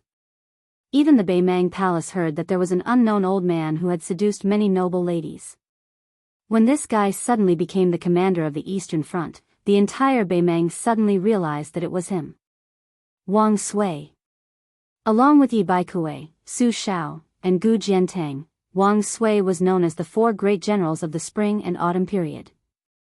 He was the youngest and most unruly prince consort of Dongyue. Unlike Yi Baikue, who was victorious in every battle, he had only lost once. Unlike Su Shao, who was the ultimate winner, he had actually suffered many defeats. Unlike Gu Jiantang, who was suspected of not living up to his name, Wang Sui was truly undefeated on the battlefield he was in. The fall of Dongyue was attributed to the self-destruction of the city by the imperial court of Dongyue. It was Li Yang's plan to sow discord. He removed Wang Sui's commander-in-chief title, and Wang Sui himself gracefully abdicated and disappeared without a trace. After Wang Sui followed Dong Zhuo, Yang Yuanzhan, and Lu Gui as the main general of another front in Beimang. Unlike the three who each had their own personal troops, Wang Sui casually rode an old horse to the border to take up his post. In the mountainous eastern front of Beimang, Wang Sui did not promote or demote anyone boldly, nor did he treat people kindly and drink with the generals. He was like an outsider who had run over to watch a show. He did not care about anything and did not meddle in any military affairs. Every day, Wang Sui narrowed his eyes and strolled blindly among the various armies with his hands behind his back. This made the old forces who were originally uneasy or full of resentment dumbfounded. Then, the generals of Beimang became anxious. You motherf ***, doing nothing all day long. When the time comes, His Majesty will misunderstand that we are working together to ostracize you. If we, the old men, suffer such a great grievance for no reason, who can we find to reason with? Thus, someone suggested to have Wang Sui hold a military parade at the border. At the very least, he would be able to have a taste of being the number one figure in the Eastern Front Army. This would be compensation for this old man's understanding of the situation. Thus, today's scene of all the generals on the Eastern Front of Beimang had come out. However, many of the old generals of Beimang's border army and the older generals glanced at the fellow who was surrounded not far away from them with a cold smile. Wang Sui's awe-inspiring might was just for show. Wang Sui, in addition to the personal guards and elite cavalry that were randomly assembled by various factions, also had the personal attendants of Qiu Ju Bo De Ru Ju Bo De Ru Ju Bo De Ru Ju Bo De Ru Ju Bo De Ru Ju Bo De Ru Ju Bo De Ru Ju Bo De Jingchong, as well as 4 to 5 young and strong captains by his side. The Eastern Front of Beimang claimed to have an army of 300,000, but in fact, it was only a little more than 200,000. There were 23 generals. Above them, there were 2 Beimang generals who were not as famous as Lu Gui and Yang Yuanzhan. This could not be helped. In the Southern Dynasty, the Bailiang cavalry could fight each other from afar and fight a few tough battles from time to time. However, on the peaceful Eastern Front, they could only confront the two big turtles, Zhao Sui, the prince of Jiaodong, and Gu Jiantang, one after another. There was no military merit to be gained. Now, the situation was even worse. Under the secret instructions of the imperial decree of peace, the Eastern Front could only be defeated again and again. The two generals only felt that their old faces had been disgraced. Wang Sui suddenly pulled the reins and stopped his horse. The entire army could only stop their horses. Chapter 15:18. The large-scale cavalry army of 10,000 people suddenly went from advancing rapidly to being completely still in an instant. This made Wang Sui, who was sitting high up on his horse and looking around, click his tongue. However, his sloppy and slippery appearance inevitably made people wonder if this old fellow was really praising them. During this period of time, many Kiliarchs who had seen their commander from a distance were puzzled. Was this old fellow really a top-notch general of the Central Plains like the butcher old Prince Liang? Was he really not a swindler who came from some small corner to eat and drink for free? Did His Imperial Majesty accidentally use the wrong person? Wang Sui turned his head to look at the two young generals. With a smug smile, he said, "The military strength of the soldiers of the Central Plains has been declining day by day since the end of the Great Feng dynasty. In the later stages of the Spring and Autumn War, they were so miserable that Northern Han could match your cavalry in 3 steps. Tragic, truly tragic. If it were up to me, it would be fortunate that Liang obtained the Central Plains. Otherwise, your Beimang would have taken advantage of the chaos to invade the south and unify the world. As for Liang, how did it succeed? Su Zhao's Su family army being able to fight was one thing, but that was not the most important thing. Rather, the existence of Su Shao and the Su family army set an example for Liang, allowing the generals to understand one thing.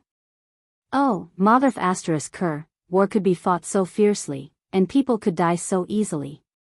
Why else would it be said that Buddha strives for a stick of incense and man strives for dignity? As a result, a large number of young and strong generals who dared to fight and die appeared in the Liang dynasty. There was nothing to be done. Even if they could not compare to Su Shao, they could not be too far off, right? The previous 2 emperors of Liang, without mentioning anything else, had good eyesight. In my early years, I, Wang Sui, fought 4 battles with Su Shao on the northern border of Dongyue. Of course, I definitely won all of them. Hearing this, several generals in the prime of their lives subconsciously swallowed. When they looked at this old fellow again, they suddenly felt that his stature was very tall and his aura was very strong. The sunlight shone on the old man's armor, dazzling their eyes for a moment. This was someone who had defeated Su Shao. Moreover, he had won 4 battles in a row. Over the past 20 years, which general in Beimang dared to claim to be a match for the old Prince Liang? General Lu Gui was powerful enough, but he was only considered half a Su Shao by His Majesty. Wang Sui continued, of course. Back then, I always fought against them with numbers. The greatest disparity in numbers was when I fought against Su Zhao's 600 people with 4,000 people. Over 500 people from Su Zhao's side died.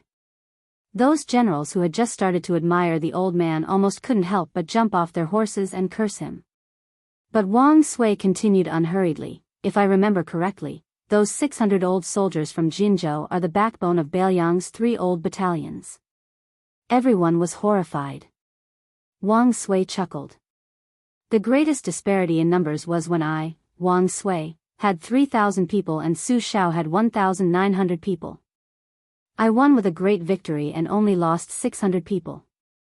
Su Shao suffered a crushing defeat and lost his capital again. That was why he had to run to the Ministry of War Yamen in Liang to wait in the rain. Not only were the generals and the Kiliarchs quietly approaching, but even the 2 generals of autumn and winter were listening attentively, their emotions surging. Wang Sui asked and answered his own question. Am I, Wang Sui, really a godlike commander? Among the generals of the spring and autumn period, I probably am. But if anyone thinks that old man, Su Shao, is useless, then they are gravely mistaken. Su Shao is the truly powerful one. So what if he loses many battles? He can always win the last battle, and that is enough. When a general leads an army on the battlefield, don't learn from Yi Baikue. You have to learn from Su Shao. Wang Sui looked around at the faces that weren't too unfamiliar. He chuckled and said, an army isn't afraid of losing battles or dying people. As long as there is that soul, even a tiger won't fall, let alone an army made up of thousands of soldiers. Wang Sui smiled. I don't know how many of you here are truly dead set on dying for that old woman.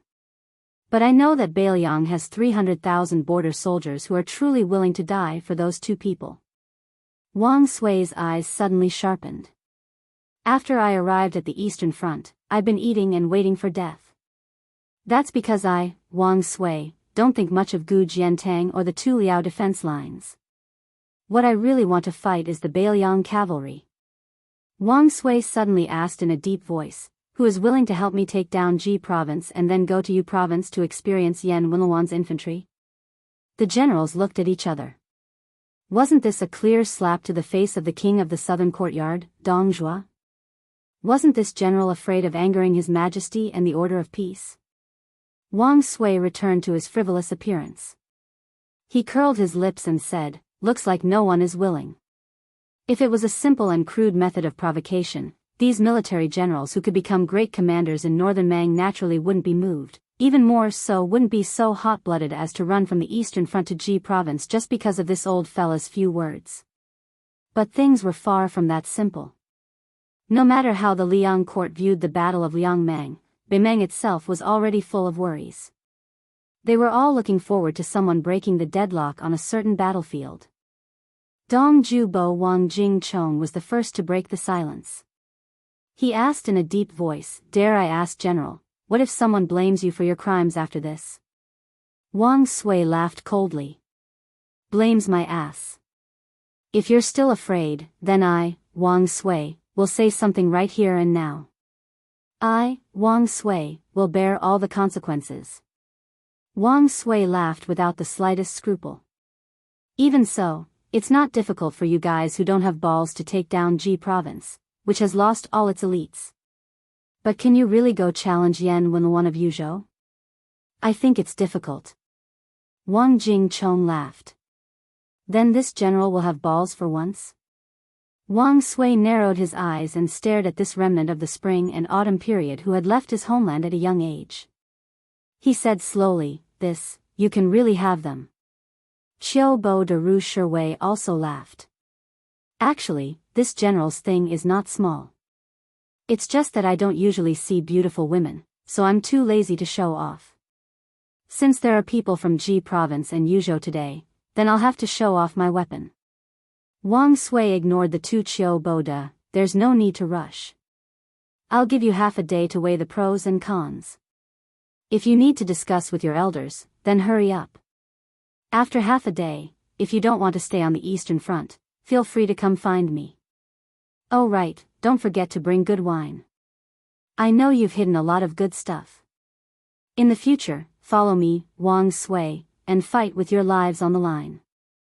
Give me a few jars of good wine today. If you don't dare, I'll return you to being a great general tomorrow. It won't be difficult for everyone to be promoted. Wang Sui looked to the east and spat heavily. Then the old man turned his horse around and slowly moved forward. He looked in the direction of Bailiang in the distance. I heard you had nothing better to do than wander around Jianghu. Little Jianghu? So what if you can fight 10,000 people alone? Can you compare to the golden spears and armored horses on the battlefield? Can you compare to the heroic sacrifice of hundreds of thousands of armored men? How can Su Zhao's son be so petty? Su Fengmian, back then, your father was completely defeated by me in Jinzhou. If you're really capable, then come find me to settle the score.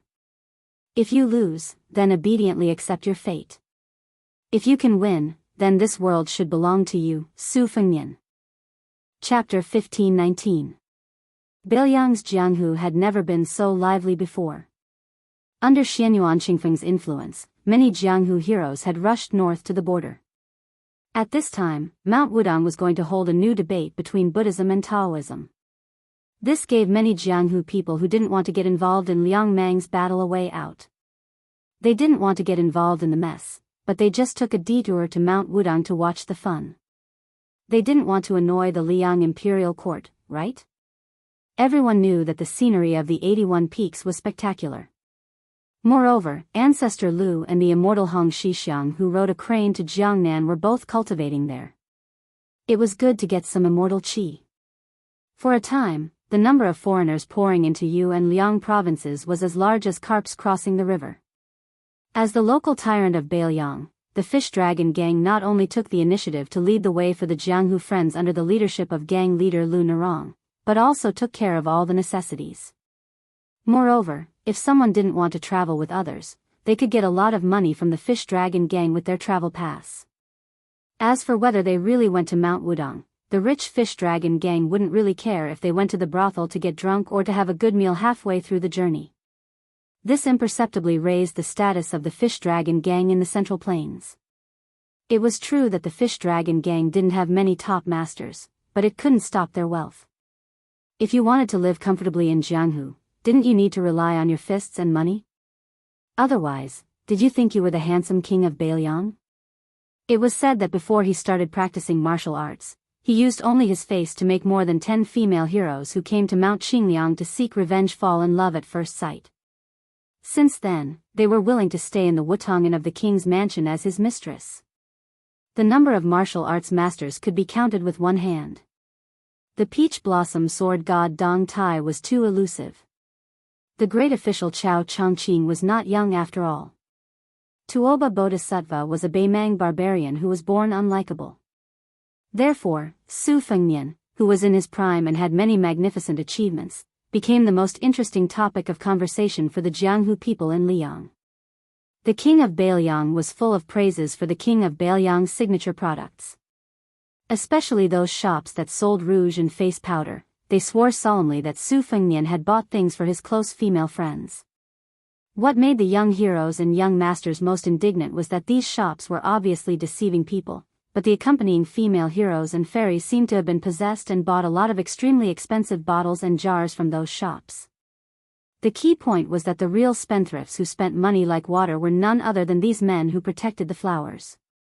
When the Jianghu in Beiliang was bustling, it happened to be the time when the Beiliang custom of rolling willows was at its peak. The sons of the Beiliang rich families would ride horses and shoot arrows in the countryside or in the martial arts arena. They would hang any object on a tree branch and shoot it down. This was called rolling willows. When the foreign Jianghu men saw that many Beiliang women were also familiar with bows and horses, they were inevitably shocked. They had only heard that the Beiliang people were valiant, but now they were sure that the rumors were true. Most of these Beiliang men and women who were rolling willows tied white hemp silk to their arms. After asking around, they found out that the people of Beiliang would tie hemp silk to their dead relatives within a month after they took off their mourning clothes. This was somewhat similar to how the families in the Central Plains tied colorful silk to their arms in the middle of summer to ward off ghosts and diseases. At the same time, this was also shocking. Could it be that Beiliang had really lost so many people in the battles at Huda City in Liangzhou and Heluku in Yuzhou? Why was it that when they were in the Central Plains, they only heard that the Beiliang frontier army either retreated without a fight or collapsed when faced with the million-strong Beimang army? However, they heard that the two Liao provinces under the command of the great pillar state Gu Jiantang and his son-in-law Yuan Tingshan's Jibei defense line were both filled with victory reports. After entering Beiliang, they saw with their own eyes that other than the Beiliang disciples who were riding and shooting willows that made them feel ashamed of their inferiority, the patrolling cavalry that was transferred from the Beiliang garrison made them feel awe and respect. It was said that these cavalry troops were far weaker than the cavalry troops at the border. If they were really sent out to fight the so-called elite troops in the Central Plains, wouldn't it be like a level 1 expert crushing a level 2 master? When most of the foreign Jianghu men began to climb the mountain or approach Wudang, they heard another two legendary news. The king of Beiliang, Su Fengnian, had led 10,000 Yuzhou cavalry troops to battle outside Heluku. This time, he had broken through the enemy lines outside Huda city and forced the Beimang South Courtyard king, Dongzhua, to retreat again and again. As for the infamous Beiliang governor, Chu Lushan, he personally led 8,000 Yuzhou cavalry troops from Huayang Pass to the northeast border of Liuzhou and defeated the Dong family's private army of 30,000. Evil people were hated by everyone, but if this evil person was one of their own, it was actually quite reassuring. Chu Lushan, the evil person who could stop children from crying, was the most suitable person to be placed in Beiliang's border.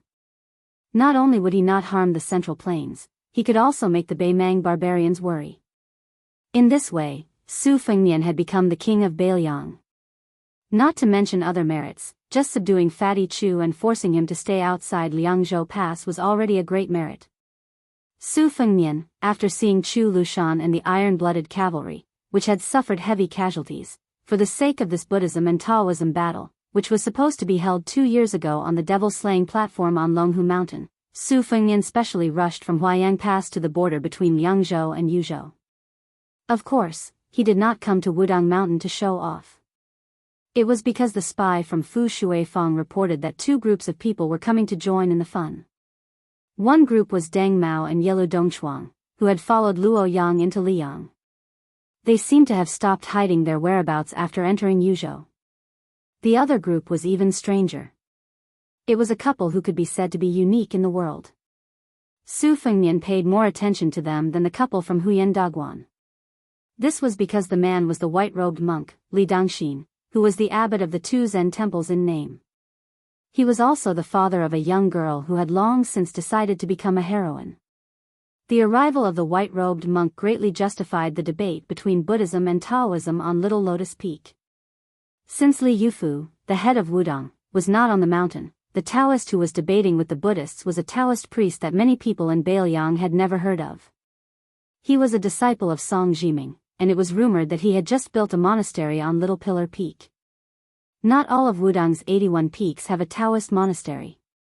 Most of the peaks have been raised in seclusion and no one knows of them. Currently, Wudang Mountain only had 12 peaks. Among them, the Big and Small Lotus Peaks were the most famous.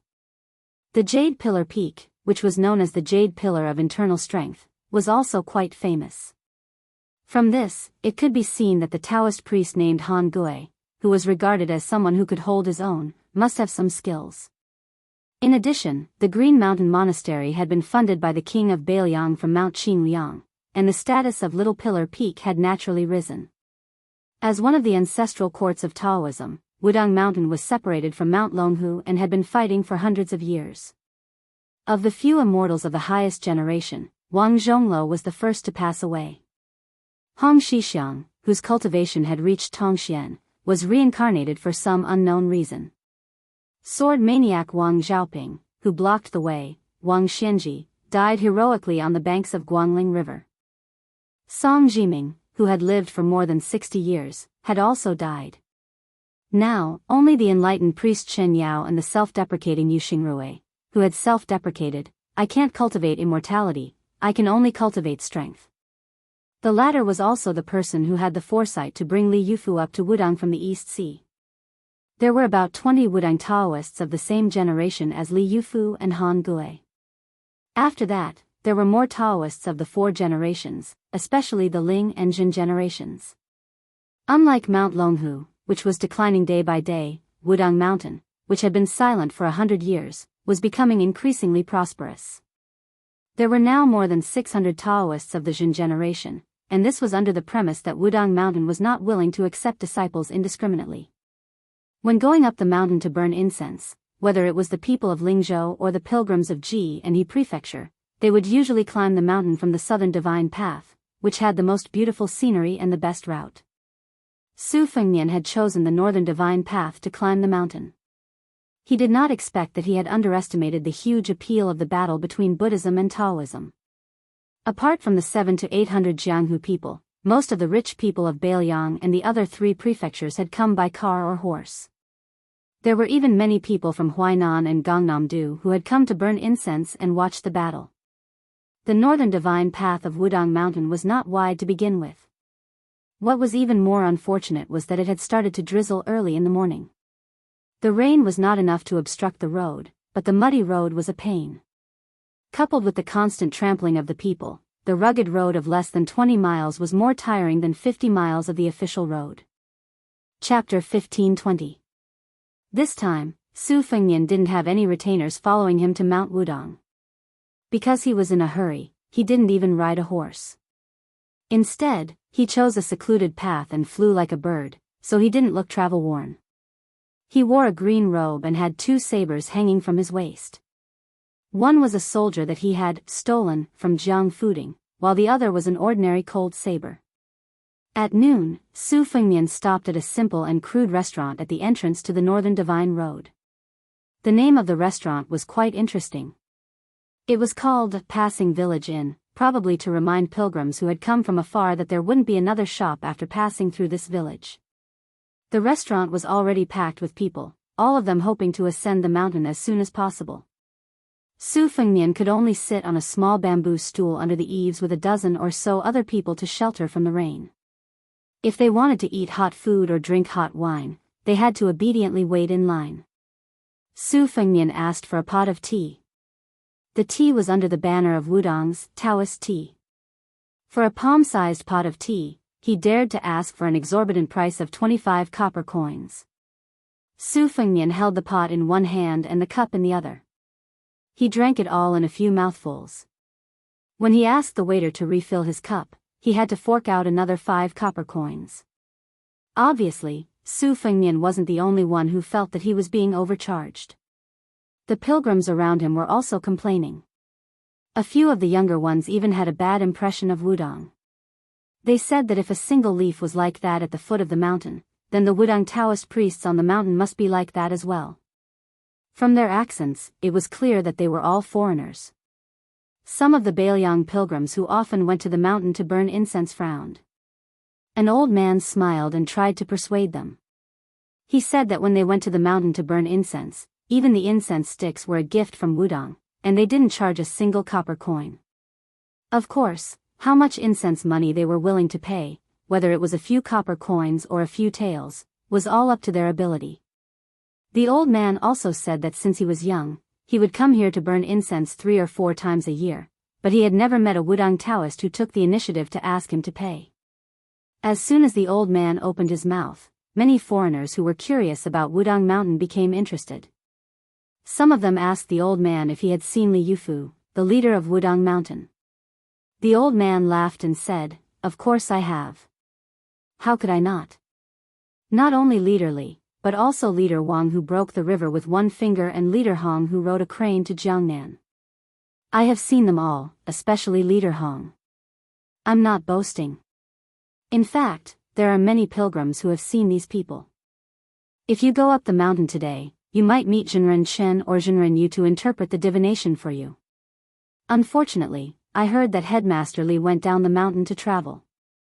Then is it true that your king of Bailiang once practiced martial arts on Mount Wudong?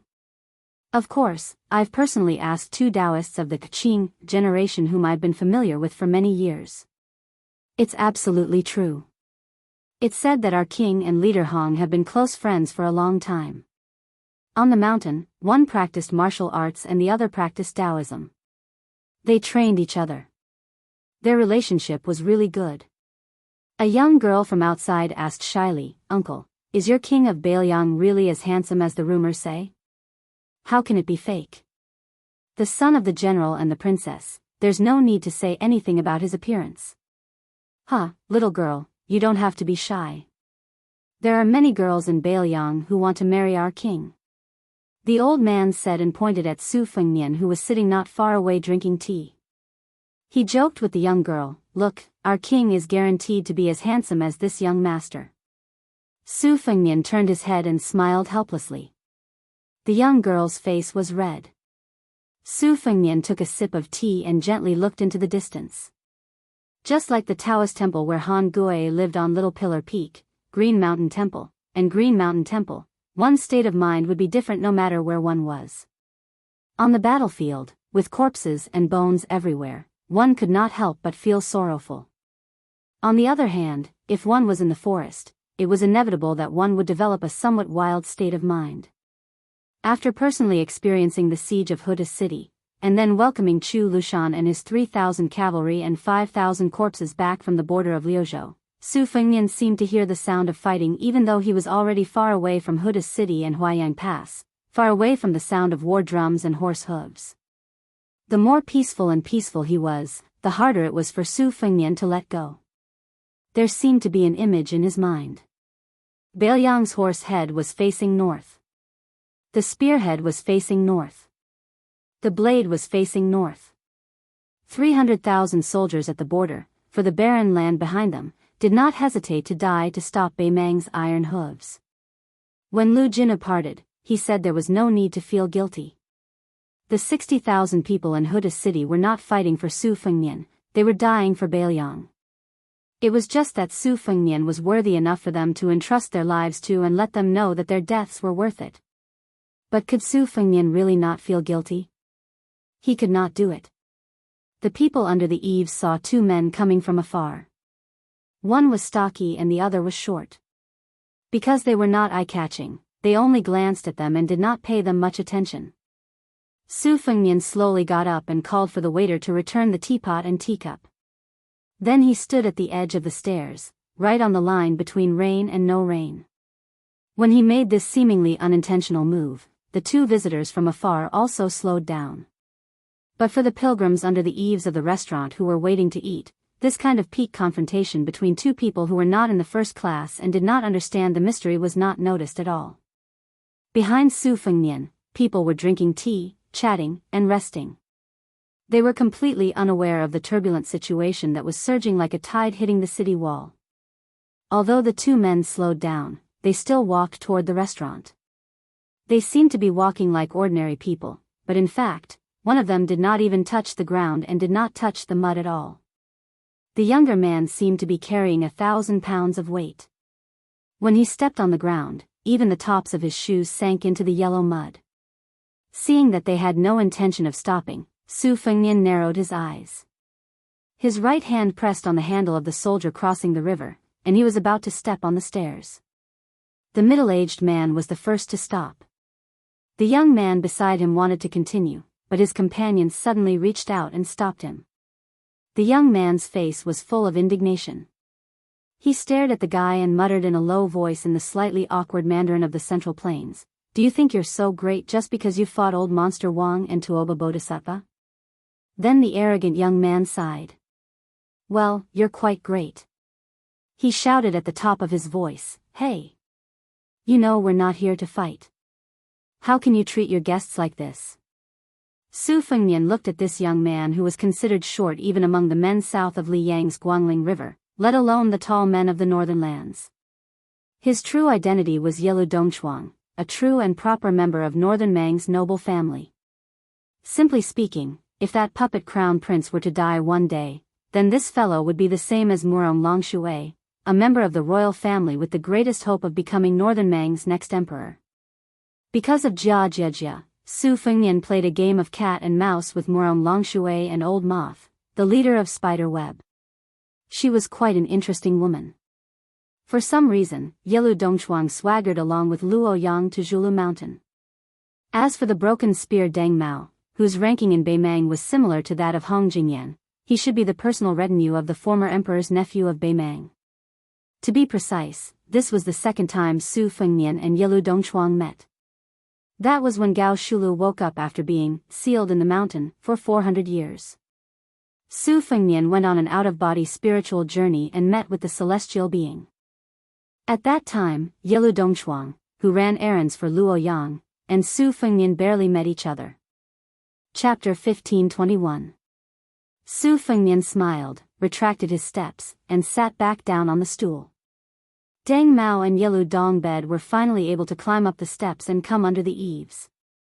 It wasn't that Deng Mao didn't have the ability, but since he didn't have the heart to fight to the death, Deng Mao wasn't the kind of person who would look for trouble. As for Yelu Dongbed, against the current Su Fengnian, if the latter wanted to make him unable to take a single step closer to the restaurant, he, as a member of the Beimang royal family, really didn't have the ability. The soles of Yelu Dongbed's shoes scraped the edge of the steps, scraping away a thick layer of dirt, before he sat down next to Su Fengnian. Deng Mao didn't sit down, because the restaurant only had one stool available.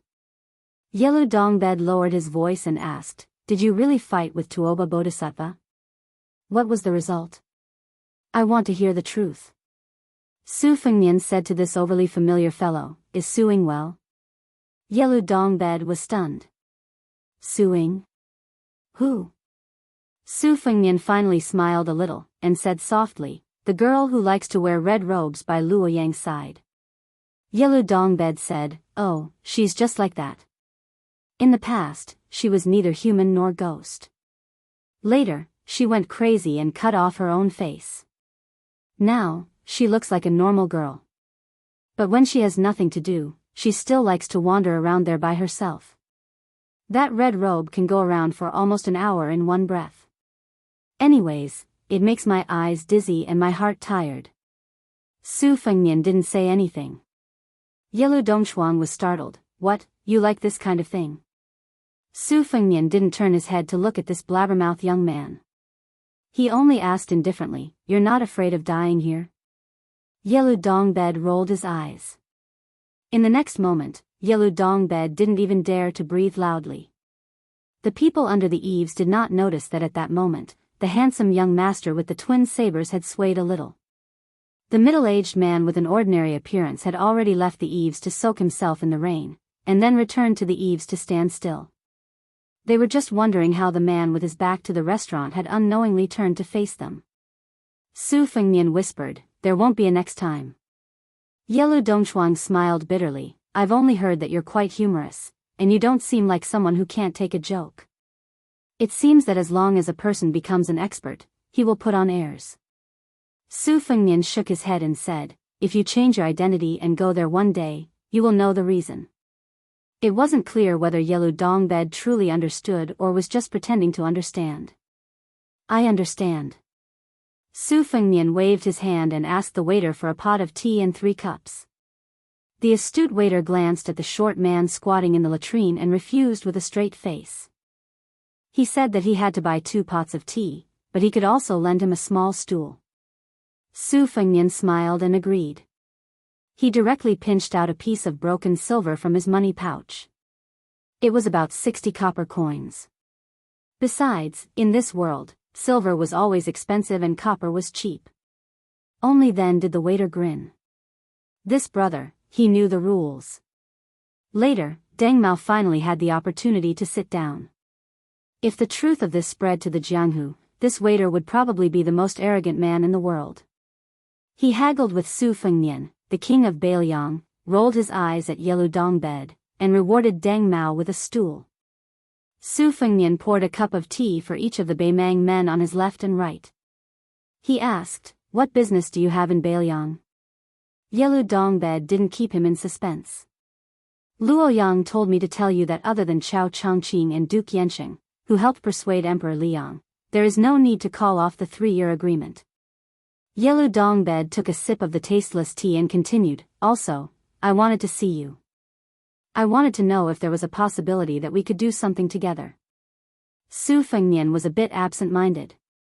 He looked at the light curtain of rain outside the eaves and took a deep breath.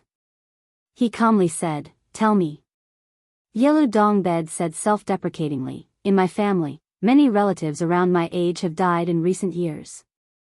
Of course, most of them have the same surname as me.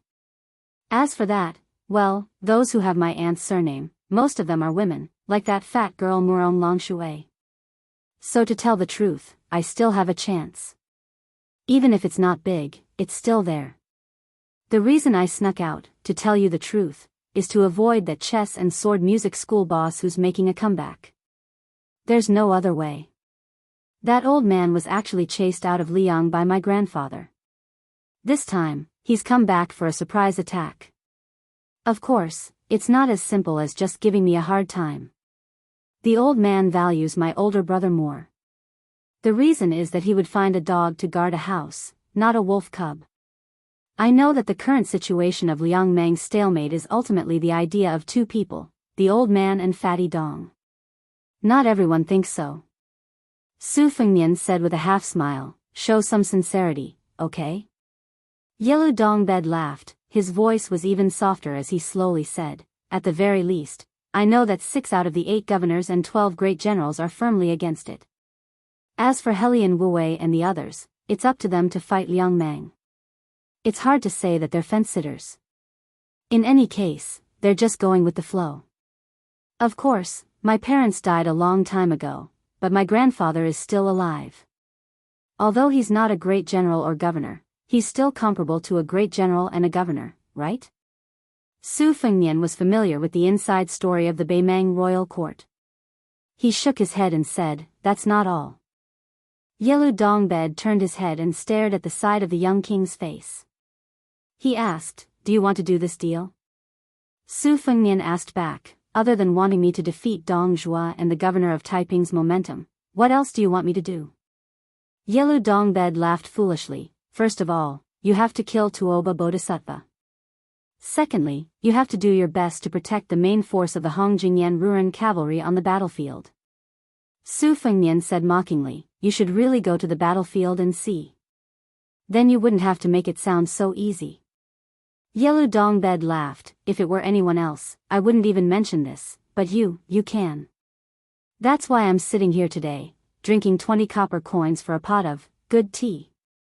Su Fengnian asked, "You want to be the emperor that much?" Yelu Dongbed asked back, "You don't want to?" Su Fengnian laughed it off. Yelu Dongbed quietly waited for him to continue. Su Fengnian finally said, "I can only promise you that we'll take it one step at a time." Yelu Dongbed slapped his thigh, "That's enough." Yelu Dongbed placed the teacup by his feet. As he bent down and stood up, he said softly, "If the two of us can reach that step, I can also promise you one thing. Half of the southern dynasty can be considered as me, Yelu Dongbed, returning the money for your tea. Once both sides of Liang Mang are done, and if you still have the intention of heading south to the Central Plains, I can even lend you the entire Eastern Front for 3 years. I can help you suppress the Liang border army for 3 years." Su Fengnian watched the two of them leave. The tea had cooled. After Yelu Dongbed and Deng Mao had walked more than 10 li, Yelu Dongbed asked, "Do you think he'll agree?" Deng Mao said expressionlessly, "Why wouldn't he agree? Other than the matter of Hongjingyan's Ruren cavalry, everything else is something Su Fengnian should do. As long as Dong Zhuo and the Taiping magistrate are still working together to control the court, Liang Mang is a dead end, and the chances of Su Fengnian's Beiliang winning are too small." Yelu Dongbed crossed his arms behind his head and sighed, "That's right.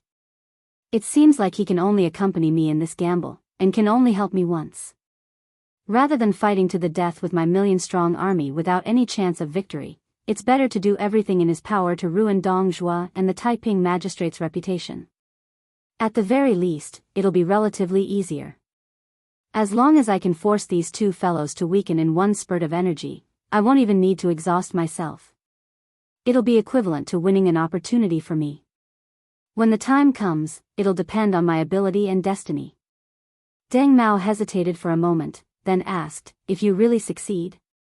Dividing the world between the north and the south?" The dwarf's lips cracked into a soundless smile, revealing a savagery and bloodthirstiness that had not been seen in the last 20 years of the Yelu surname. And under the eaves of that restaurant, Su Fengnian's lips twitched. Su Fengnian stood up and walked down the steps, beginning to step onto the northern divine path of Mount Wudong. So what if such a person became the emperor of Beimang? Chapter 1522. The rain gradually stopped and the sun gradually rose. Su Fengnian began to climb the mountain. He passed by Zhenlongguan, Nyangzi Slope and Yellow Monkey Ridge, and then passed by Hutiao Mound to Leigong Stream. Su Fengnian saw several groups of pilgrims at Leigong Stream. Most of them were resting on the rocks by the stream, swallowing the snacks they brought with them. After all, the mountain path was muddy, which was the best way to eat people's strength. Among the groups of people, there were some pampered young masters and young ladies who appeared to be extremely tired. A few young women were gently beating their calves, complaining to their companions that the scenery of this Shinto path was too different from the reputation of Mount Wudong. They said that the shabby Taoist temples from before were unbearably narrow. At first glance, it was obvious that it was not a place that could accommodate immortals. Those Taoist masters in the mountain also did not have any sage-like demeanor. As for the moving scenery of Mount Wudong that was like lotus peaks and bamboo shoots, they did not even see a shadow of it. Along the way, the scenery along the way could not be said to be barren and unruly, but it really could not be compared to the beautiful scenery of the Taoist paradise. Su Fengnian picked a relatively secluded place by the stream and sat down. The ancient trees towered into the sky and the shade was dense. Although he did not do anything out of the ordinary, the dual sabers on his waist were actually quite eye-catching, especially for the locals who knew their stuff. When they saw the Bailiang sabers, their eyes became a bit more complicated. Nowadays, in Bailiang, those who secretly carried cold sabers, regardless of their family background, were all arrested and imprisoned. Therefore, Su Fengnian was regarded as a member of the army. This was actually normal. Wudang Lotus Peak was hosting a huge Buddhist debate, so Bailiang's military would certainly arrange for capable people to keep an eye on the situation to prevent negligence. Su Fengnian suddenly looked up and saw a pair of acquaintances walking over together. They were the Taoist master of Qingshan Monastery, Han Gui, with whom he had once discussed Tao on Shaozhu Peak, and his disciple, Qing Xian. Su Fengnian hurriedly got up to greet him. Towards this Taoist priest who was favored by Wang Zhongluo and Hong Shixiang, Su Fengnian had a very good impression of him. He felt that he was fully deserving of being called a person of the mountain. Han Gui wholeheartedly cultivated the Tao. Cultivating the heart was also cultivating the truth. Based on Su Fengnian's status as a vassal king, Zhang Luzhenren Qin Yao or Yu Xingrui should have rushed to the foot of the mountain to personally welcome him, but they still let the junior Taoist priest Han Gui be in charge of this matter. This was probably the unique feature of Wudang Mountain. Not only it did not make people feel neglected, on the contrary, it made people smile. If he was climbing the mountain together with the two elderly Taoist priests, although the ceremony had arrived, other than the longer the mountain path, the more difficult it would be for him to exchange pleasantries. What else could he say? How boring that would be. When Han Gui saw Su Fengnian, he smiled and cupped his fists in the manner of a Taoist welcoming a guest. He did not spoil the mood by calling out his identity. Su Fengnian lightly cupped his fists in return. The young Taoist child Qing Xian, who was not old but had a high seniority, did not get to see Lu Long, who he used to play with on the mountain. His face was full of disappointment. When the heavens obtained Lu Long, the earth obtained Liu Long's peace. When the gods obtained Lu Long, they obtained Lu Long. The old Taoist master Wang Zhongluo and his shidi had the highest seniority, followed by the current Taoist master Li Yufu and Han Gui's generation of Taoist priests. Afterwards, according to the passage in the Taoist saints' book, there were 4 generations, Qing Ning and Ling Zhen. Therefore, even if the Taoist priests of the Zhen generation on the mountain were not young, when they saw Qing Xian, the little Taoist priest of Qingshan Monastery, they still had to call her great-grand martial uncle or great-grand martial uncle. If this little Taoist priest, who was of the same seniority as the direct disciple of the Wudang leader, Yu Fu, would probably be called Little Immortal. Han Gui sat beside Su Fengnian and smiled. The white-robed monks of the Tu Zen temple have already ascended the mountain from the southern divine path. The current celestial master of the celestial master residence of Longhu Mountain, Zhao Ningxian, and Master Qinglian Baiyu are also on their way. Su Fengnian said with some surprise, Zhao Ningxian is willing to support and come all the way to Bailiang? I have a big grudge with this Yui minister. Han Gui had never traveled down the mountain.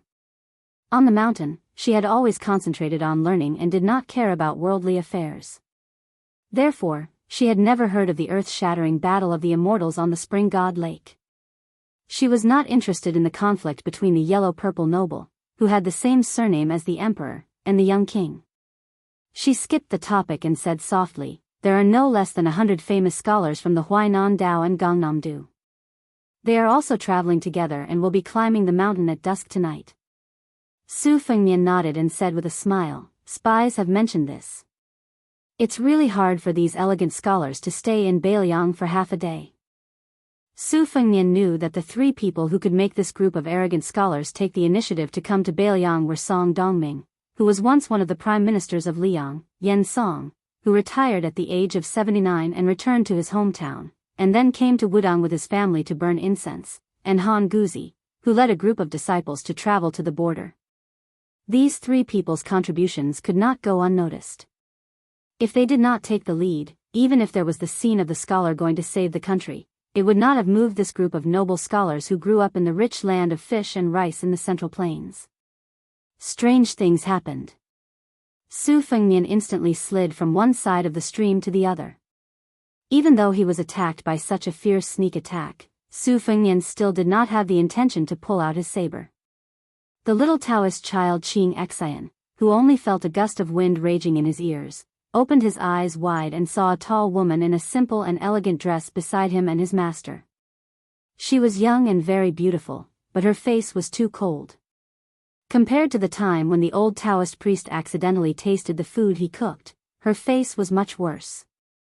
The little Taoist child saw the strange sister squinting her eyes, which were long and slender like the bamboo leaves on the mountain. The pilgrims near the stream were first stunned, but soon there were some quick-tempered busybodies who cheered loudly. In their field of vision, the ripples on the water surface caused by the young man with the saber gradually dissipated. A man and a woman stood opposite each other on both sides of the stream. A handsome man and a beautiful woman, and each of them had the bearing of a master. No matter how they looked at it, there was a story to be told between the two of them. This immediately made the pilgrims who were bored to death on the mountain road excited. They could not wait for the two of them to fight until the mountains collapsed and the earth split. Of course, it would be best for them to reveal their identities and sex before fighting, report their Jianghu nicknames, and talk about their love and hatred, and then fight to the death. This way, their trip to Wudong would not be in vain.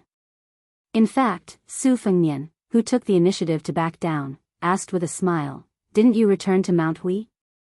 The woman who was not wearing purple today sneered and said, "If the interest keeps on rolling, it will be too late for me to collect the debt. Even you may not be able to pay it back." Perhaps they felt that the couple was too young and unfamiliar. Even if their martial arts cultivation was good, there was a limit to it. Very soon, some impatient spectators shouted at the top of their lungs, "Fight! Why aren't you fighting? Fight well! Fight well! We'll immediately go back to the Jianghu and say some good words for you too." Some people who did not know what was good for them shouted, "Hurry up, the two of you can't just talk and not fight." The Taoist priest Han Gui sighed softly. He only hoped that if Su Fengnian really fought with the strange woman, he would not be implicated. So at this time, he took his disciple and walked into the crowd. It looked like they were taking refuge, but in fact, they were helping to block the disaster. Chapter 1523. At this time, there were already people who claimed to be from Jianghu talking about it. They explained to the layman that there were 9 levels of martial arts in the world. In the end, they all revolved around the 7 words of skin, flesh, tendons, bones, body, qi, and spirit. Only when one reached the 2nd level of master realm could one touch the threshold of qi. For example, when a swordsman reached the 2nd level, he could barely control qi and fly a sword. The handsome young master with the twin sabers at his waist was repelled, sliding from the stream to the other side. However, his calves were not soaked. This clearly showed that he was in the 4th level realm or even the 3rd level realm. It could be assumed that with his age, he was fully deserving of the title of a rising talent in the martial arts world in a province or county.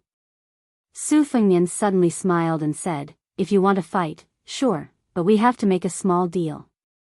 As long as you help me find someone, you can choose the time and place. Also, you have the final say on who wins or loses."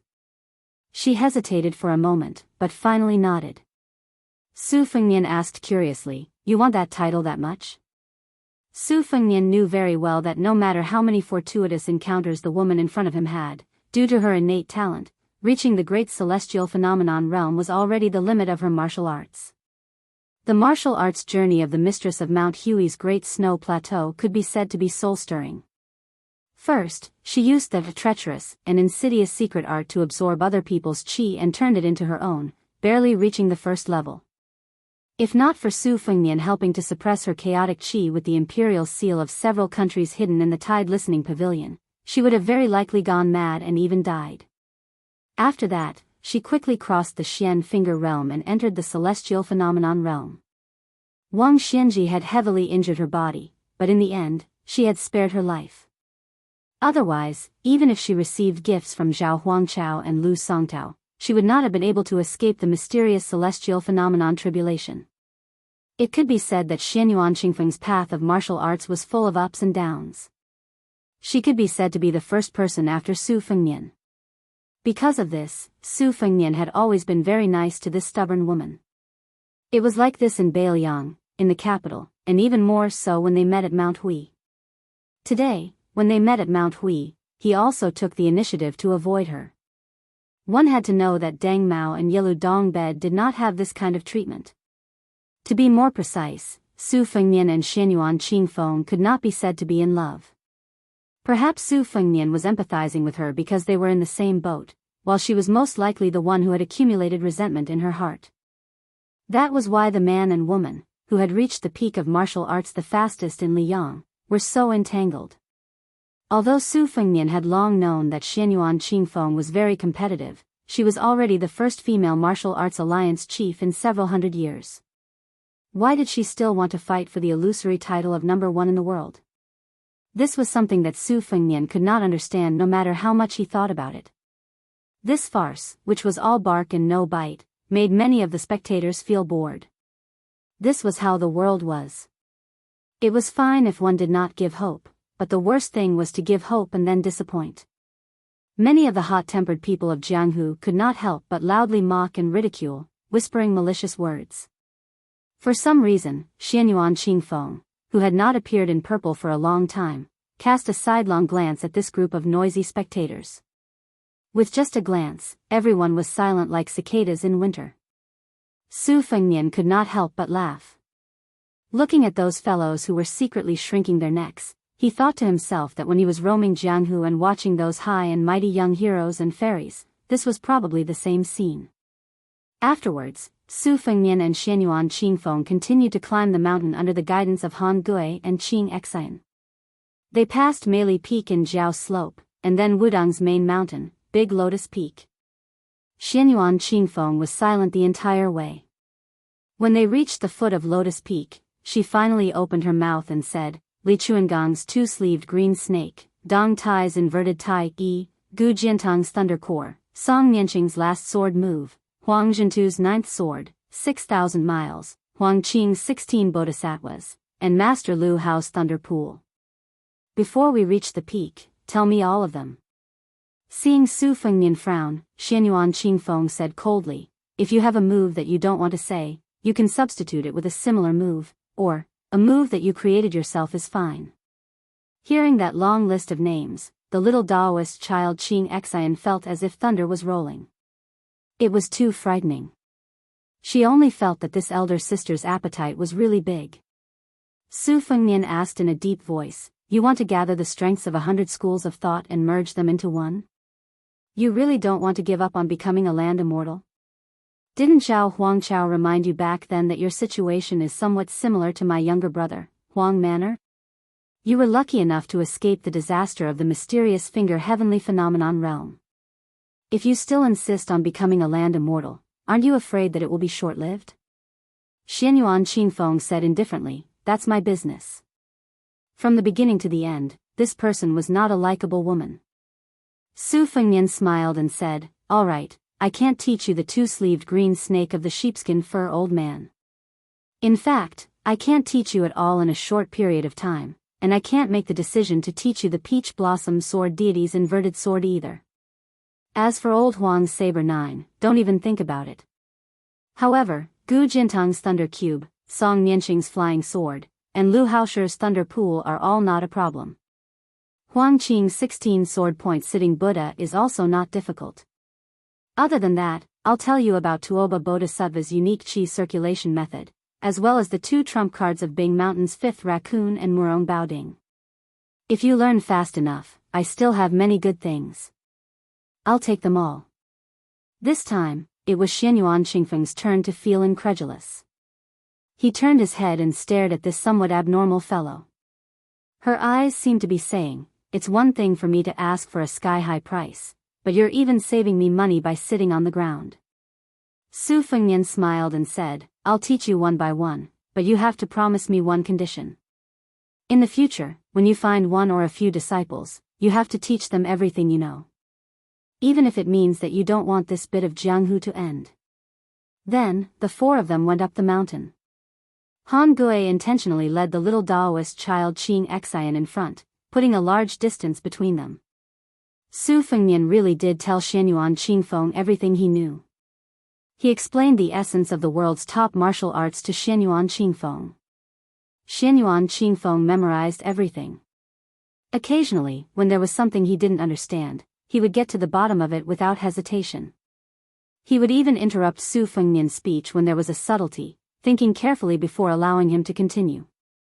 On this section of the mountain road, Su Fengnian was like a knowledgeable teacher, while Xianyuan Qingfeng was a competent disciple who diligently memorized everything. At the back of Big Lotus Peak, on the back of the White Dragon, which was only 1 li away from the peak, Han Gui, who was standing in the distance, turned his head and discovered that the two people had stopped. What happened next made this young Daoist, who was very likely to be the next Wudang sect leader, speechless. When Su Fengnian and the woman parted ways, the former kicked the latter's butt, neither lightly nor heavily. The latter was obviously angry from embarrassment, and the entire White Dragon's back was filled with killing intent.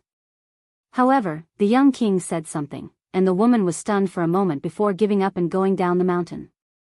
The little Daoist child Qing Xian immediately prostrated himself in admiration. He thought that if he could also wander the Jianghu in the future, he must have at least half of the elegance of the king of Bailiang. When the three of them went up the mountain again, even Han Gui couldn't help but ask curiously, "Your Highness and that woman are old acquaintances?" Su Fengnian smiled and nodded. He said softly, "She's an enemy we've known for many years, and kicking her was a person's dream." The little Daoist child of the Qing generation thought about it seriously. Thinking about that fairy sister's cold and elegant appearance and arrogant manner, he didn't think that person's dream was childish at all. He laughed and said, "Your Highness, that kick was very awe-inspiring, I like it." Han Gui rubbed his forehead, feeling a headache. A cold snort came from far away. It scared the little Daoist child so much that he had goosebumps all over his body. Su Fengnian rubbed the child's head and said gloatingly, "You're in trouble. For the next 20 years, don't go down the mountain and go to the Jianghu." The little Daoist child asked timidly, "That sister, is she very powerful?" Su Fengnian smiled and said, "A woman who wants to be the second Wang Xianji, don't you think she's very powerful?" The little Daoist child said with a bitter face, "No wonder Junior Grand Uncle always said that the woman at the foot of the mountain is a tiger." At this moment, a white-robed monk walked down from the top of the mountain, his sleeves fluttering. He looked like he was going to fight Su Fengnian to the death. Chapter 1524. Su Fengnian was a bit embarrassed by the white-clothed monk's aggressive approach. He wasn't afraid, but he couldn't help but feel a little guilty. Which father in the world wouldn't be angry at the bastard who dared to trick their own daughter? Back when Li Thing ran away from home and snuck out of the two Zen temples to roam the Jianghu, she carried around 200 taels of silver. It was probably her father's accumulated wealth from lecturing in the temples for many years. In the end, when she met the three of them, she ate and drank without restraint and quickly became penniless. Perhaps this heroine had let it slip when she returned home and bore a grudge against the white-clothed monk? Su Fengnian knew that he was in the wrong, so he could only force a smile and make up his mind not to retaliate or scold. The white-clothed monk walked quickly with large strides. There was actually a woman following behind him. She couldn't be considered very beautiful, and the makeup on her face was a bit thick. It turned out that Li Thing had hung half a kilogram of rouge on her face in Wutongan back then because she had learned it from her family. The white-clothed monk hurriedly came in front of Su Fengnian and pointed at Su Fengnian's nose, denouncing him. "Where are my daughter and my disciple Nanbei? I heard that you thought they had too many tables to eat, so you chased them to Shishu and Nanzhao. Is this how your Mount Qingliang treats its guests? If I see that my daughter has lost a few kilograms, do you believe that I won't go to your doorstep and scold you?" The woman who came to the white-clothed monk's side first smiled at Su Fengnian, then tugged at his monk robe and muttered in a small voice, "What do you mean by I, or I? You have to call yourself a poor monk. How many times did Li Thing tell you after she returned to the mountain? An expert must have the bearing and demeanor of an expert." Li Feng always said that there was a swordsman who traveled the Jianghu with her. What was his name again? Old Huang? She could tell at a glance that he was an expert. Li Xiaoxin, look at yourself. Is this proper? The white-clothed monk was clearly still angry. He gave a cold snort and changed his tone slightly. Do you believe that I won't go to Mount Qingliang to scold and make a scene? It's just that this poor monk didn't bring the knife that has been sharpened countless times today.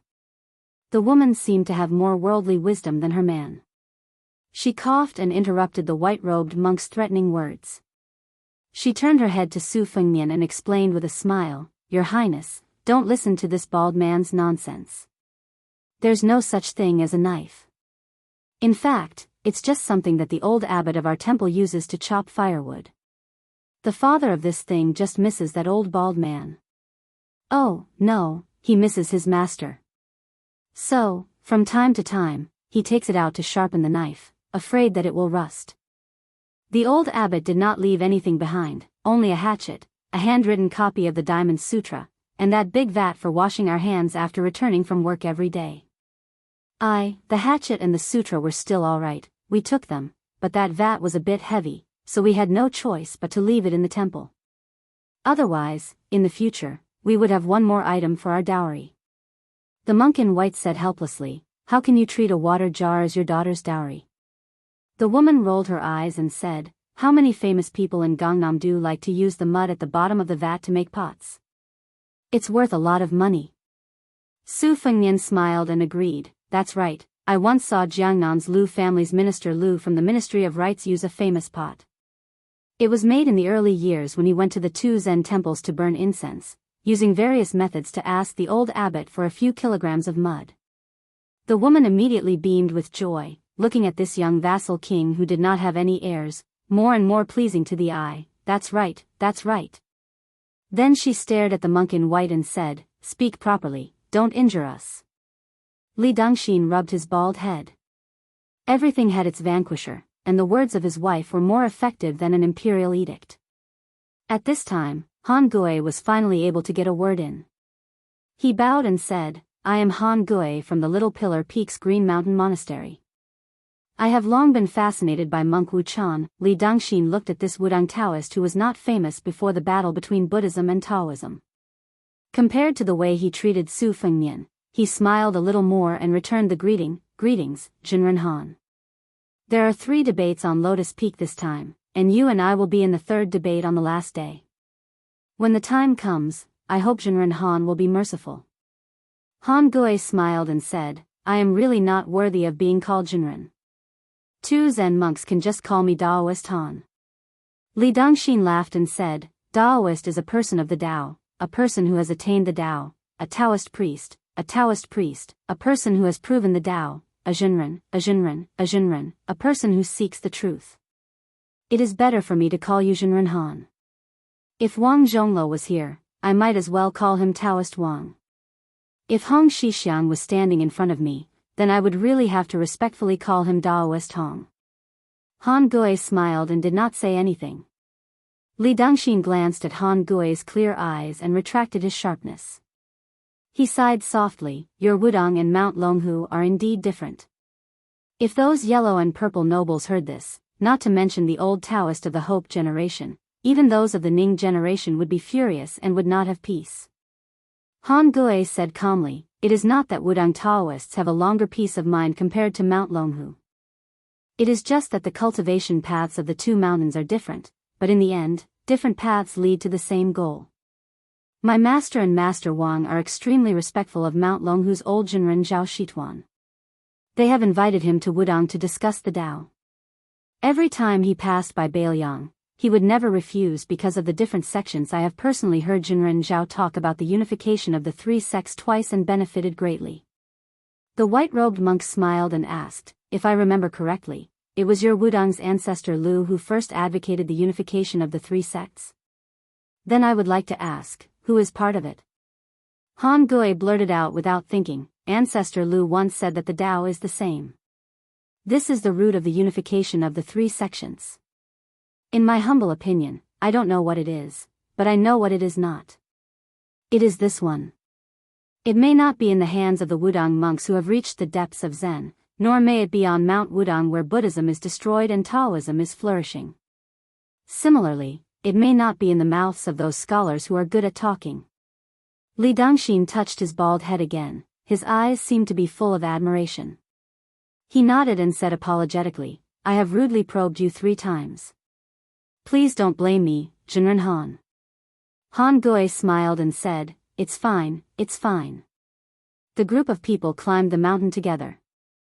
The white-robed monk and Han Gui casually chatted about Wudang's local customs. There was neither Buddhism nor Taoism. It was as if they had met an old friend in a foreign land. Their words were as slippery as watermelon skin. The white-robed monk deliberately ignored Su Fengnian.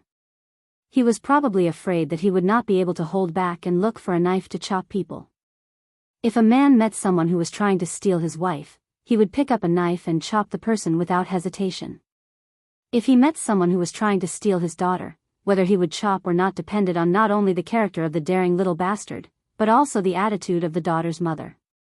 At this time, Li Dongshir's mother, or rather the little monk Nanbei's master's wife, was extremely amiable towards Su Fengnian. Although it was not the gaze of a mother-in-law that would grow fonder the more she looked at her son-in-law, it was as if she had met a young man of the younger generation who was interested in her daughter. She was not deliberately warm, but she would definitely not lower her face to treat Su Fengnian. The woman's heart was boundless. At first, she was still a little reserved. After all, the young man in front of her was the #1 figure in the Northwest. But soon, success came naturally. She began to nag about family matters and complained that in Bailiang's territory, he was really spending money. Especially when she brought a lot of rouge and face powder back from Bailiang, she had already used it all. In the end, when she went to the shop in Yuzhou to take a look, the price was really expensive. Speaking of this, the woman thanked Su Fengnian very much. She said that the daughter of Li Dongshi did not know the importance of things and had accepted so many expensive gifts in one go when she left Mount Qingliang's mansion. After that, the woman smiled and frankly said that she would never be able to pay back the money. This time, she left in a hurry and did not bring any gifts back. Therefore, she had long squandered all the savings at home. The smile on Su Fengnian's face never disappeared as he listened to the woman's blabbering. The little Taoist boy Qing Xian, who was eavesdropping on both sides, felt strange. It was strange enough that his master, a Taoist priest, could get along well with the famous white-robed monk who was known as the Bodhisattva of flesh. How could the king of Bailiang get along well with that woman? The white-robed monk Li Dongxin was the most important figure in the debate on Lotus Peak. As the current head of the 2 Zen temples, he himself was the leader of Buddhism under the heavens. Su Fengnian was also a top-honored guest of Wudang. As a result, this group of people headed straight for Wudang's Xiang Palace at the top of the mountain to settle down. Wudang originally did not have the habit of dividing people into different ranks. However, very quickly, Wudang Mountain discovered that while they did not pay attention to it, the mountain visitors paid the most attention to it. It was from the mouths of the guests that the 9 palaces and 36 temples that originally belonged to Wudang Mountain's Taoism actually already had a ranking system in Jianghu. Being able to stay in the 9 palaces was something that could demonstrate one's official status and position in Jianghu the most. If one was able to enter one of the 8 upper temples of the 36 temples to rest, then it was also worth being complacent about. Following the increase in the number of visitors, especially the arrival of the 2 famous families of Jiangnan and Huainan, many of the lower 8 temples that were far from the main peak were also overcrowded, to the extent that they had no choice but to close their doors and decline visitors. Just as Su Fengnian and the white-robed monks group stepped foot into the Xiang Palace from the back door, a delicate and pretty little Taoist boy rushed in front of Su Fengnian and said in a low voice with a sad face, "Grand Marshal Uncle, a new group of honored guests have arrived on the mountain." The Taoist master personally accompanied them on a tour of our main peak. The guests are also not like the usual foreigners who make many requests. They did not insist on resting on the mountain. They said that they had already booked rooms at the small town at the foot of the mountain, but the Taoist master personally said that these guests could not be neglected. He wanted us to make 3 or 4 elegant and quiet rooms for them. My master and a few martial uncles were all worried to death. With great difficulty, they were only able to find 2 rooms in the Xiang Palace. Any more than that really could not be done. The Divine Firmament Temple and the Void Temple that are near the top of the mountain are also in a difficult position, saying that even the woodshed has been vacated for the guests to stay in. Then there's no reason for us to let half of the guests stay on the mountain and half leave the mountain, right? Chapter 1525. Su Fengnian had met most of the Taoists from both Qing and Ning generations when he was practicing his blade on the mountain. He had a photographic memory, so he asked with a smile, "Little Taoist Ning He, who are you? Why are you so important?" The little Taoist had accompanied the ox-riding Grand Marshal uncle to welcome the person in front of him at the mountain gate. Naturally, he knew Su Fengnian's identity. The little Taoist quickly bowed and said, "Your Highness, I heard from Marshal Uncle Qing Feng that he is a student of Shangyin Academy's Mr. Han." Su Fengnian was enlightened. He had received a spy report from Qingsang City in Lu Province. It said that Mr. Han continued his journey west to Mount Lantua, but when he heard that there was going to be a battle between Buddhism and Taoism on Mount Wudong, he sent a few disciples back to Liangzhou and met up with the Immortal of Wine, Chang Sui, who had gone to Jibei alone. The old man only brought his granddaughter, Han Guoxiu, and a few escorts to continue his journey. Su Fengnian only dared to hope that one of Han Guzi's disciples would stay in Beiliang. It would be best if it was Su Huang, a master of the art of war. If it was the carefree Sima Can, it would also be good. Su Fengnian felt a little regretful when he heard the news. If only 1 or 2 people came to Mount Wudong, they would most likely be working for Beiliang. But even Chang Sui came, it probably meant that none of them would stay in Beiliang. Su Fengnian sighed in his heart and said with a smile, "Little Taoist Ning He, go and tell your master that this king's room will be given to these guests." This king guessed that it would not be difficult for 2 or 3 people to stay in that room. The little Taoist did not dare to say anything. Han Gui said gently, "Ning He, just do as your Highness said. Also, give Qing Xian and my room to the guests."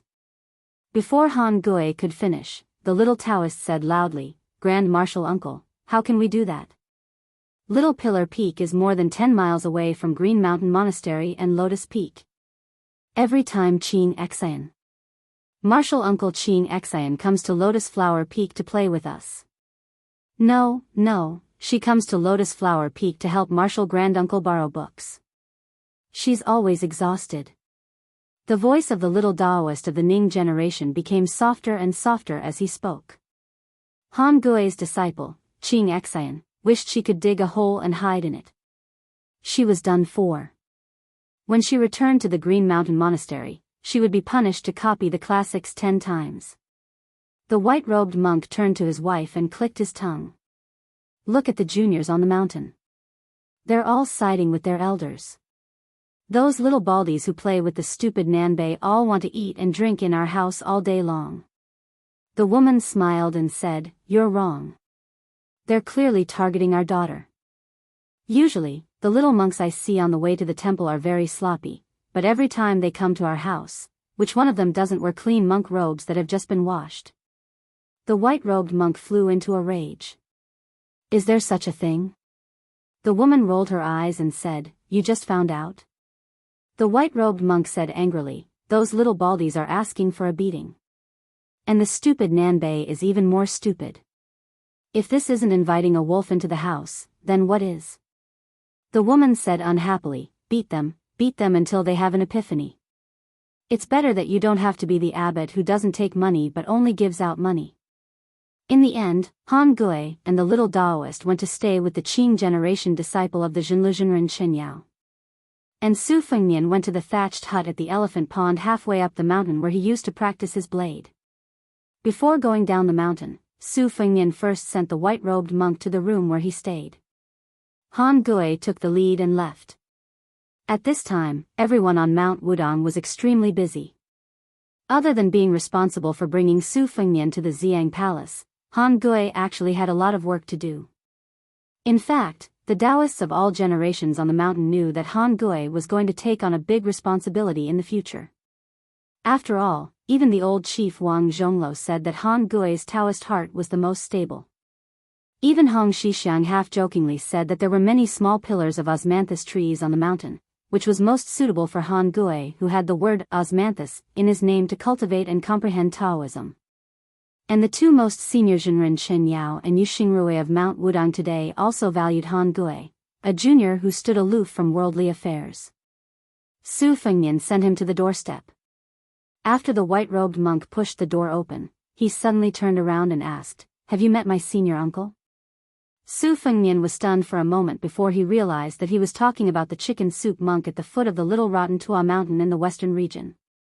The old monk was the senior brother of the dragon tree holy monk. He nodded and said, "I can fight with Tuoba Bodhisattva and not die." Li Dongxin waved his hand, "He's already dead." "Who are you trying to say nice things to?"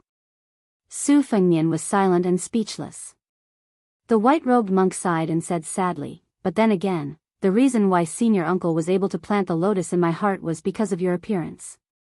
Back then, when I traveled thousands of miles to the west alone, it was because senior uncle was worried. His original intention was to go to the western region to bring me back to the two Zen temples. He didn't expect that one stop would last for more than 20 years. This penniless monk's epiphany is also thanks to Martial Uncle's insights. Alright, that's a separate matter. The matter of my daughter is not over yet. But for senior uncle to be able to plant the lotus, I have to thank you." Li Dongxin lowered his head and put his palms together. Su Fengnian put his palms together and gently returned the greeting. After Su Fengnian left, the white-robed monk closed the door. The woman sat on the chair and rubbed her calf. She smiled and said, "There's only one daughter. Even though the north and the south are stupid, they're already a family. Sigh, if only I had 2 daughters." Chapter 1526. Li Xiaoxin muttered softly, "Even if I have 2 daughters, I still don't want to be this kid's father-in-law. Every time I see him, I'll chase him away with a broom." For the first time, the woman did not argue. She said softly, "When I was chatting with this child, I talked about how our family was too playful. As he chatted with me, he casually said something that was quite interesting. The general idea was that when he was young, he was truly naughty and mischievous. When he was young, he would always disdain his elders for restraining him. In the end, when he finally grew up, he suddenly realized that when he made a mistake, no one would scold him. Instead, he missed his childhood." The white-robed monk leaned back in his chair and rubbed his bald head. For some reason, he also missed the scene when he was young and would nag at his master's ear. Before Su Fengnian walked out of Xiang Palace, a spy leader from the Fu Shui chamber and a military officer whose territory was near Mount Wudang appeared together. The two of them were dressed in casual clothing no different from normal pilgrims. They had seized this rare opportunity to report to the prince. This made Su Fengnian seem like a noble young master who had brought his servants and servants out for a trip. Today, there were no poor people in Xiang Palace. Most of them were foreigners who had deep connections with Huagai County and even the entire Bailiang officialdom. Everyone was either rich or noble. Otherwise, they were people like Su Huang and Sima Can, who had enough confidence to look down on nobles. It was said that even the eldest son of the Hezhou provincial governor and the daughter of the Ji provincial governor had climbed the mountain together, but they were still not allowed to enter Xiang Palace. They could only stay in the Heaven Temple. Su Fengnian listened to the two's concise and respectful reports. He did not give any orders. As they neared the elephant cleansing pool, he let them do their own things. They didn't talk much, but the two of them still felt honored. Regardless of whether it was the shrewd spy or the steadfast military officer with real power, when they looked at each other and smiled, they couldn't hide the smiles on their faces. This kind of honor came from the bottom of their hearts. It was the attitude of the other officialdom officials to get close to the big shots of the officialdom to get familiar with them. In fact, there was a world of difference. Su Fengnian revisited this place and found that the quiet and empty elephant cleansing pool of the past was extraordinarily lively. It could be said that the crowd was shoulder to shoulder. After asking, he found out that there were 2 people competing on the giant rock in the pool. The rules were very simple. Whoever fell from the rock into the pool would lose. Su Fengnian really could not squeeze his way to the edge of the pool. He could only stand about 50 steps away from the elephant cleansing pool. In the stream of people, there were many hawkers with bamboo chests hanging in front of their chests. They were shouting, watching two masters fight, "How can we not drink a big cup of our Baelyang's green ant wine?" Or, "Buy 2 jugs of wine and we'll give you a copy of the King of Baelyang's martial arts quotations from Mount Wudang for free." The two masters on the giant rock in the pool were in the midst of a fierce battle. Su Fengnian's ears were filled with loud cheers. As far as the eye could see, only when the two masters leaped high in the air could he see their silhouettes. One saber, one sword, the light of the saber and the shadow of the sword reflected each other's brilliance. This was probably the so-called floating like a startled swan. Su Fengnian did not know why his interest was piqued. He bought some melon seeds and red dates from a hawker. Like most of the spectators, he stood on his tiptoes and stretched his neck, listening to the spectators beside him explain their moves in surprise. He was somewhat self-deprecating. Look at how imposing the other people were when they were fighting. The spectators were as numerous as the clouds, the cheers shaking the sky. Compared to his final confrontation with Tuoba Bodhisattva in the small alley, this was countless times more awe-inspiring. That's right, it seemed like this was the Jianghu that he had dreamed of when he was young. Su Fengnian leisurely ate the melon seeds, listening to the friendly introductions that did not even charge him a single copper coin.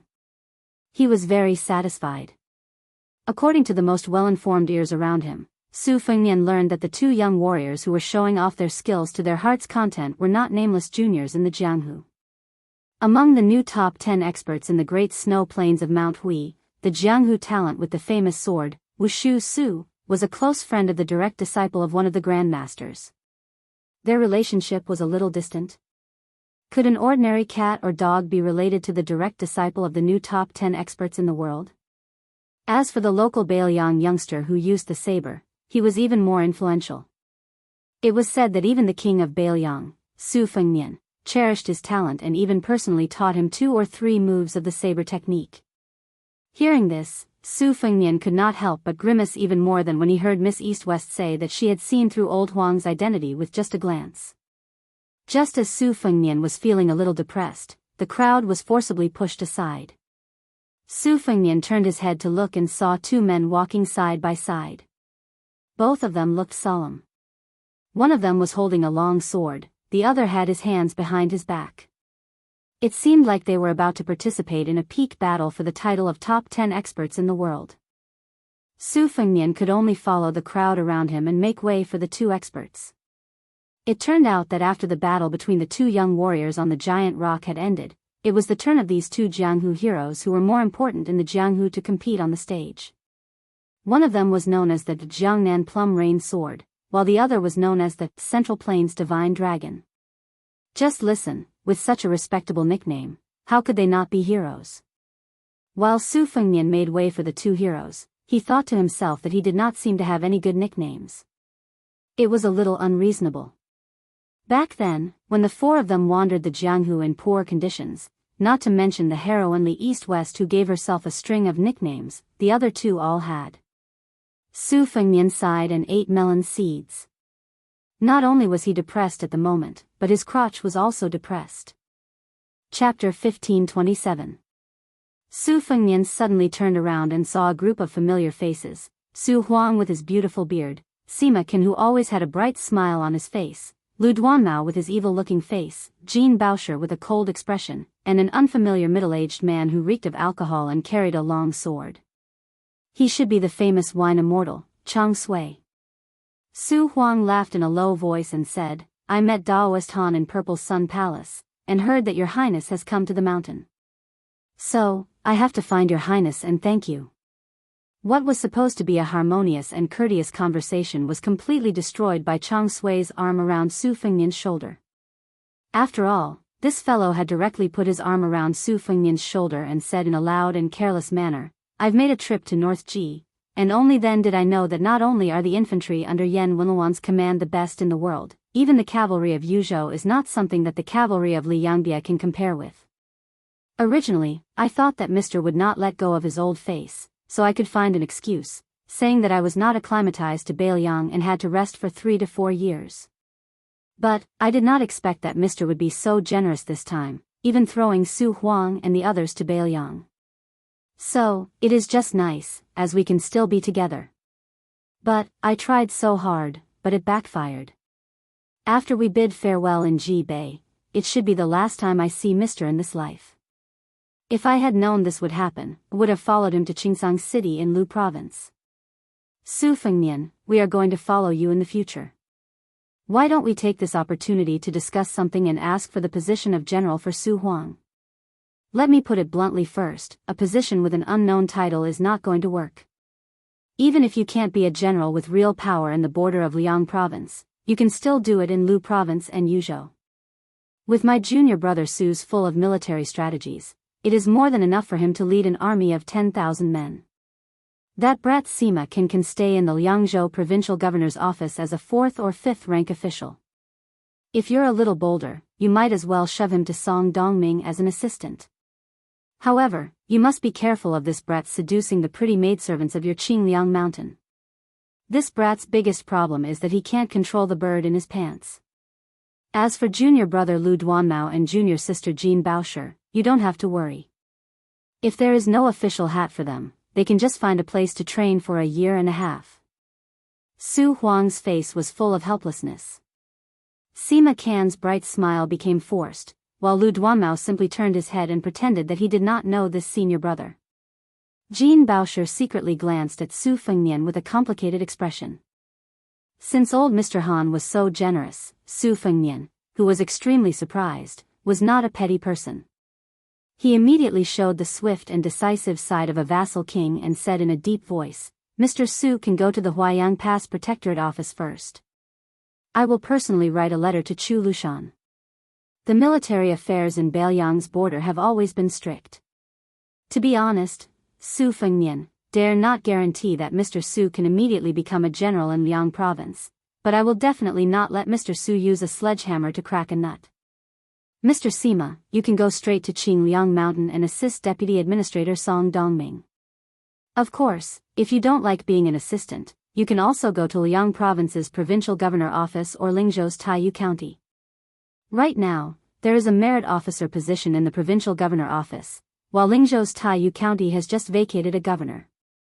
They are both 4th rank officials. It depends on how Mr. Sima weighs it. As for Mr. Lu, I hope that you can go to Lingzhou to help Provincial Governor Su Beiji.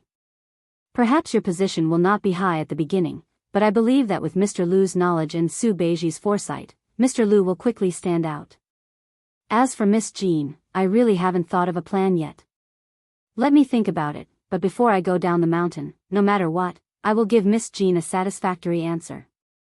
When Su Fengnian finished speaking, Sima Can and Lu Duanmao looked at each other in dismay. Even Su Huang was shocked. Jean Baosher pursed his lips tightly and was in high spirits. Only Chang Sui still looked sloppy. He lazily picked up his wine gourd and drank a mouthful of wine. He wiped his mouth and smiled. "Great." Su Fengnian said sincerely, "I, Su Fengnian, will of course welcome all of you to stay in Beiliang. My second sister will also be very happy." Chang Sui sighed softly. Then, other than the eldest apprentice brother who has a grudge with the Su family, and the youngest apprentice brother who has no choice but to stand against you, you have a total of 8 disciples. Currently, 6 of us are working together in Beiliang. Life and death are fated. Riches and honor are in the hands of the heavens. People come and go as they please. The 6 of us are already considered lucky.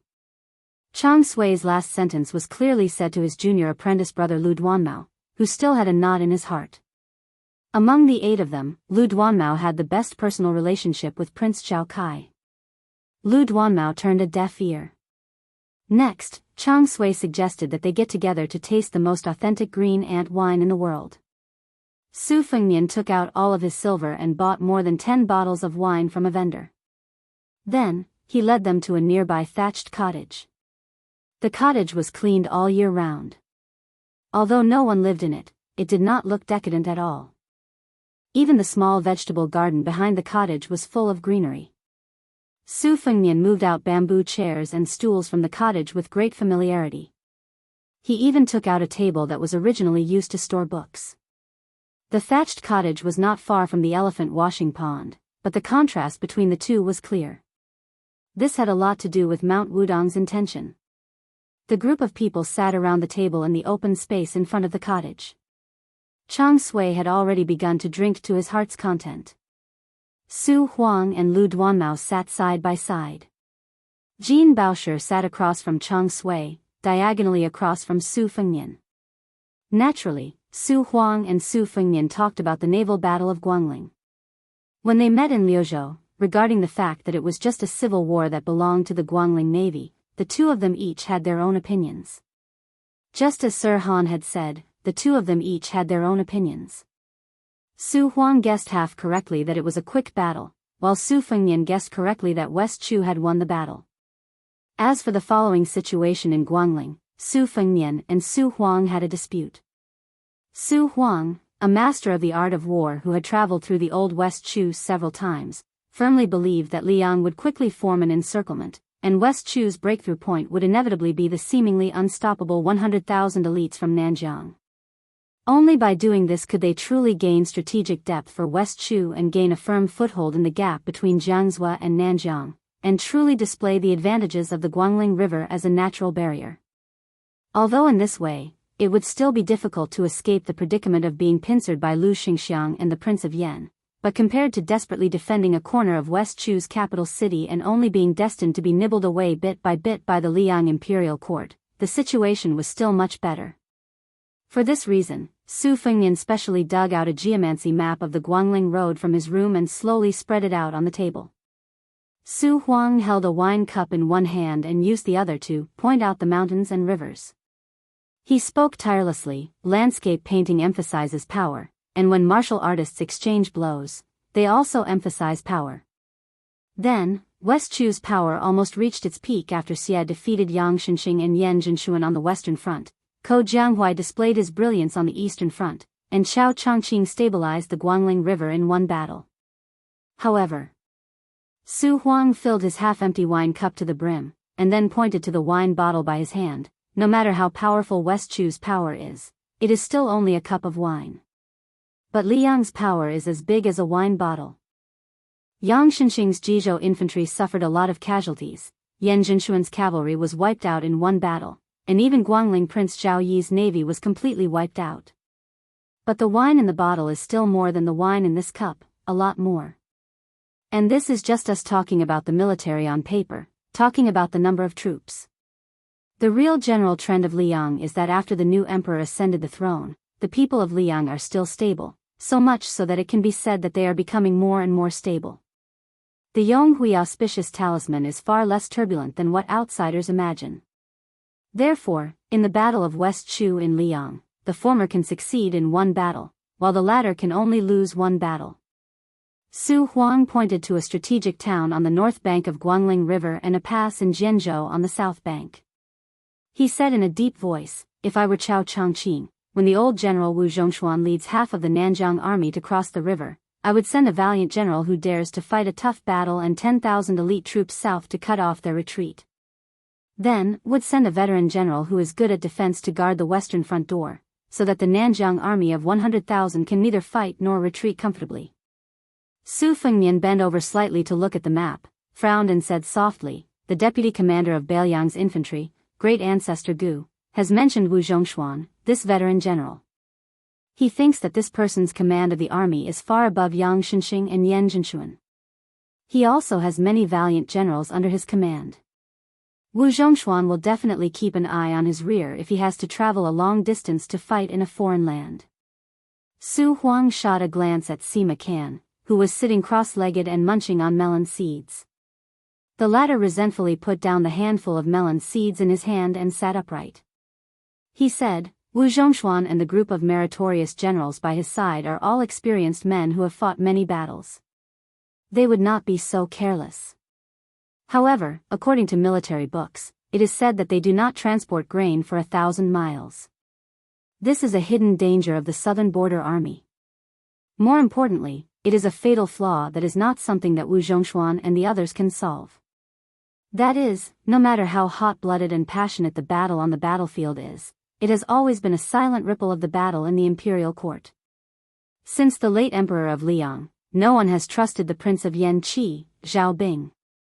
The current emperor is no exception. Isn't it using northern Mang to cut down the 300,000 cavalry of northern Liang's territory, and using western Chu to cut down the 200,000 ferocious troops of southern borders territory? If Wu Zhongshuan easily took West Chu, wouldn't the officials of Great Peace City be afraid of the 100 to 200,000 southern barbarians? If they had nothing to do, they would run right under their noses to show off their might? Chapter 1528. Sima Qian couldn't help but secretly pick up a handful of melon seeds from the table again. While eating melon seeds, he said vaguely, Beiliang's transport is trapped, and the 100,000 troops in Nanjiang are not really comfortable. Therefore, in this battle, if Wu Zhongshuan was able to defeat Chao Zhangqing, that would be because he had the ability to reach the heavens. During this period of time, the imperial court would definitely make a move. It was the same logic as when Yan Zhinshuan had no choice but to tacitly understand and take the risk to advance. Liang Imperial Court is the happiest when the battle reaches a stalemate. If they lose, they will be reorganized by Lu Xingxiang, the commander-in-chief of the southern expedition. Not a single soldier will be able to return to Nanjiang. Maybe even Wu Zhongshuan will have to enter the capital to be an official. Didn't Tangxi's sword was Lu Baijie just get demoted from the position of Minister of War to the position of Administrator? Won't Wu Zhongshuan be moved? Don't you want to compete with the newly appointed Assistant Minister of War, Tang Taizuang? You are young, and your military achievements are not that good. You are not as famous as me. What right do you have to compete with me for the position? Besides, didn't Tian City say that a civil official who doesn't want to be the Grand Secretary is not a good civil official? A general who doesn't want to be the Minister of War is not a good general. Jean Baosher stepped heavily on the guy's foot under the table. Sima Qian was obviously a person who had been tortured. His expression didn't change, but he was finally not so cynical. Although the imperial court of Liang is domineering, watching the battle of Liangmang from the other side, personally fighting with the rebels of West Chu, and deliberately playing tricks with the vassals of the older generation, I have to say that the late emperor of Liang is really a powerful monarch. If you look at the history books, if you don't talk about the military achievements, he should be in the top 5. Let's not talk about other things. Let's just talk about the general trend of removing vassals. Let's not talk about Beiliang. That Zhao Ying, the Duke of Huainan, went to the battlefield and died, right? Zhao Sui, the Duke of Jiaodong, has been guarding the door of the northeast for so many years, right? Zhao Sun, the hereditary king of Jing'an, also wished he could pour out his heart to the imperial court and carve the word loyalty on his forehead, right? That was why it was said that in a history book of the spring and autumn annals, it was about generals from various countries appearing on stage. Emperors and civil officials were all written to the side. Every page was filled with the words martial artists save the country. As for the spring of eternal Hui, it was replaced with the words literati rule the country. With Zhang Julu leading the charge and the 5 ministers outside of the Ministry of War working together, it was truly a magnificent sight. Even 1,000 years later, as long as you are a scholar, you will feel proud of this glorious history. Sima Qian suddenly paused and looked around like a storyteller who was keeping people in suspense. He took a sip of wine and said, then, here's the problem. Why is it that on the surface, the longer Liang drags on, the greater the chance of victory, while Beimang drags on, the smaller the chance of victory? Why is it that Xiandi still insists on having Guangling Road burn, and then let Beimang feel that they have a chance to invade the south at this time? Fighting on 2 fronts, aren't you afraid that even the thickest of assets will be squandered? Chang Sui was overjoyed and pointed at his shitty with his wine gourd. In the future, if you can't make a name for yourself in Beiliang, then go to the restaurant and be a storyteller. Xixiang, I will set up the stage for you, Jean Shimi will take the money. Su Fengnian smiled and gave the answer. For the elite troops in the world, it is already the limit to maintain their prosperity for 20 to 30 years. After that, they will only get worse and worse, and their shortcomings will gradually increase. Our Beiliang cavalry started in the spring and autumn annals, and now it has been 30 years. First, Great Peace City is afraid that our Beiliang frontier army will not be able to fight Beimang as time passes. Second, they are afraid that our Su Fengnian will have ill intentions after he stabilizes his position and grasps power. A very simple example. If my father had said in the past that he wanted to divide the river with the Zhao family, at least half of the soldiers would have left, and the morale of the army would have fallen. But if it was during the last years of Yonghui, Su Shao, who was deeply rooted in Bailiang, mentioned this, the 300,000 cavalry would all be old people rooted in Bailiang. Not many people would leave. When our Su Fengnian truly holds power for 4 to 5 years, and has all the generals of the border army in his hands, Bailiang, who has never had a good impression of Great Peace City, will not point their spear at Liang. It will be normal in the eyes of Jing for them to establish their own country on the northwest border, right? Chang Sui laughed and said, that's human nature. Sima Can asked with a smile, Wang Yi, have you really not thought about this? Su Fengnian shook his head, not saying anything. Chang Sui finally opened his mouth to talk about serious matters. With hazy drunken eyes, he said, when it comes to the various armies in the world, there are actually not many that can be called heroic. My old foundation is the Southern Ji infantry of the Northern Han Imperial Guard, which has already been ruined by Yang Xinxing. Yan Jinshuan's cavalry was originally one of the best elite cavalry in Liang. Unfortunately, the old general died a sullen death and did not die in battle. Now, the number of soldiers left can be counted on one hand. The newly appointed administrator of Huainan, Kai Nan, has expanded from 60,000 to 80,000, and her military strength has decreased by quite a bit. The Minister of War, Tang Taizhuang, has single-handedly trained the elite cavalry of Liaodong's Duo Yan, which is extraordinary. The Blackwater cavalry of the vassal prince of Liaoxi, Zhao Sui, is also not bad. Wu Zhongshuan's great armor of the southern frontier is said to be able to compete with Yan Wenluan's Yuzhou infantry. The king of Yan, Zhao Bing, personally leads the 40,000 Wufeng army. As for the navy, the Guangling navy has been split into two, so there is no need to mention it. The Qingzhou navy has long been corrupted by the officials of the Green Party. If they can fight with words, they will probably be invincible. No matter how you look at it, only your northern Liang border army has been able to maintain its sharpness for a full 30 years. Chang Sui stood up and said slowly, in the Central Plains, relying on natural barriers and cities will definitely not be able to stop Beimang's iron hooves. Therefore, I want to stand here in the only Bailiang frontier army that can withstand the disadvantage of numbers and not take a step back. I want to use my meager strength to block for the Central Plains. Chang Sui raised his head and drank half of the gourd of wine. At the mouth of the gourd in Yuzhou, there are 2 cities and hundreds of fortresses. When Beimang's hooves advance, it will only be after the Bailiang's defenders are all dead. Chang Sui muttered to himself, before I personally went to the border, I always felt that it was grand and majestic when I wrote poems after getting drunk. Only now do I know that the true border of 100 battles is not at all as heroic as the scholars imagined. Chapter 1529. Chang Sui said loudly, why write poems for the dead? It's better to die here and leave your last words. Sima Can said softly, second marshal brother is really drunk. Su Huang suddenly stood up and raised a cup of wine. He looked at Su Fengnian and said, to gourd mouth of Yuzhou. To tiger head city of Liangzhou. To Qingsang city of Liuzhou. A toast to the prince. Sima Can, Lu Duanmao, and Jean Baosher also stood up and raised their cups. Su Fengnian stood up and said softly, I don't deserve this toast. You can all drink a toast to the Bailiang who has lived up to his name for the Central Plains for 20 years. In the end, Sima Can was so drunk that he had to look for a cup under the table. Chang Sui also sang at the top of his voice, but he was humming in the dialect of his hometown that no one could understand. Su Huang also couldn't escape this calamity. This beautiful bearded man, who valued elegance the most, drank until his beard was covered in wine. Even Jean Baosher, who drank the least, drank until his cheeks turned red. This made Su Fengnian, who drank the most but was still sober, feel a little embarrassed. One time, when he pulled Sima Can out from under the table, he looked up and saw the woman with smiling eyes.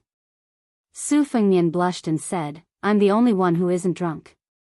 It's a bit of a bummer. The drunk Su Shao squinted his eyes and smiled.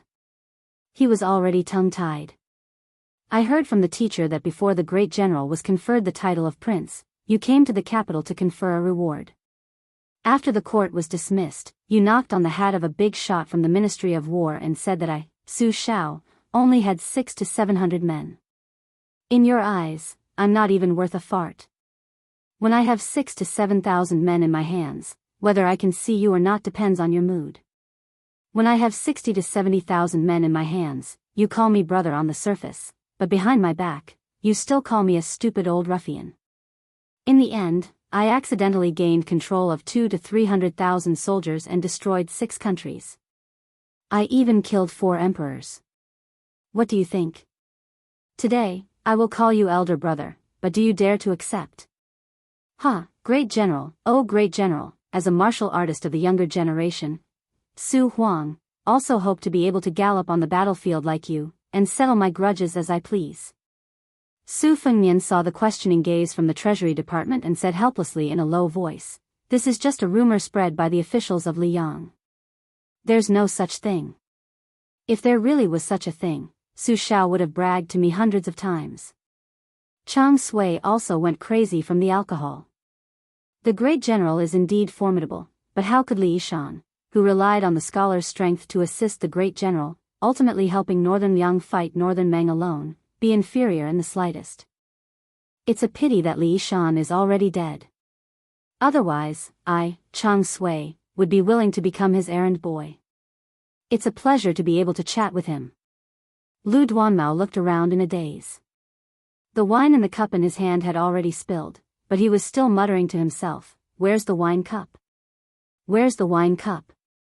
Sima Can slammed the table and replied, "Isn't the cup on the ground? I saw it under the table just now."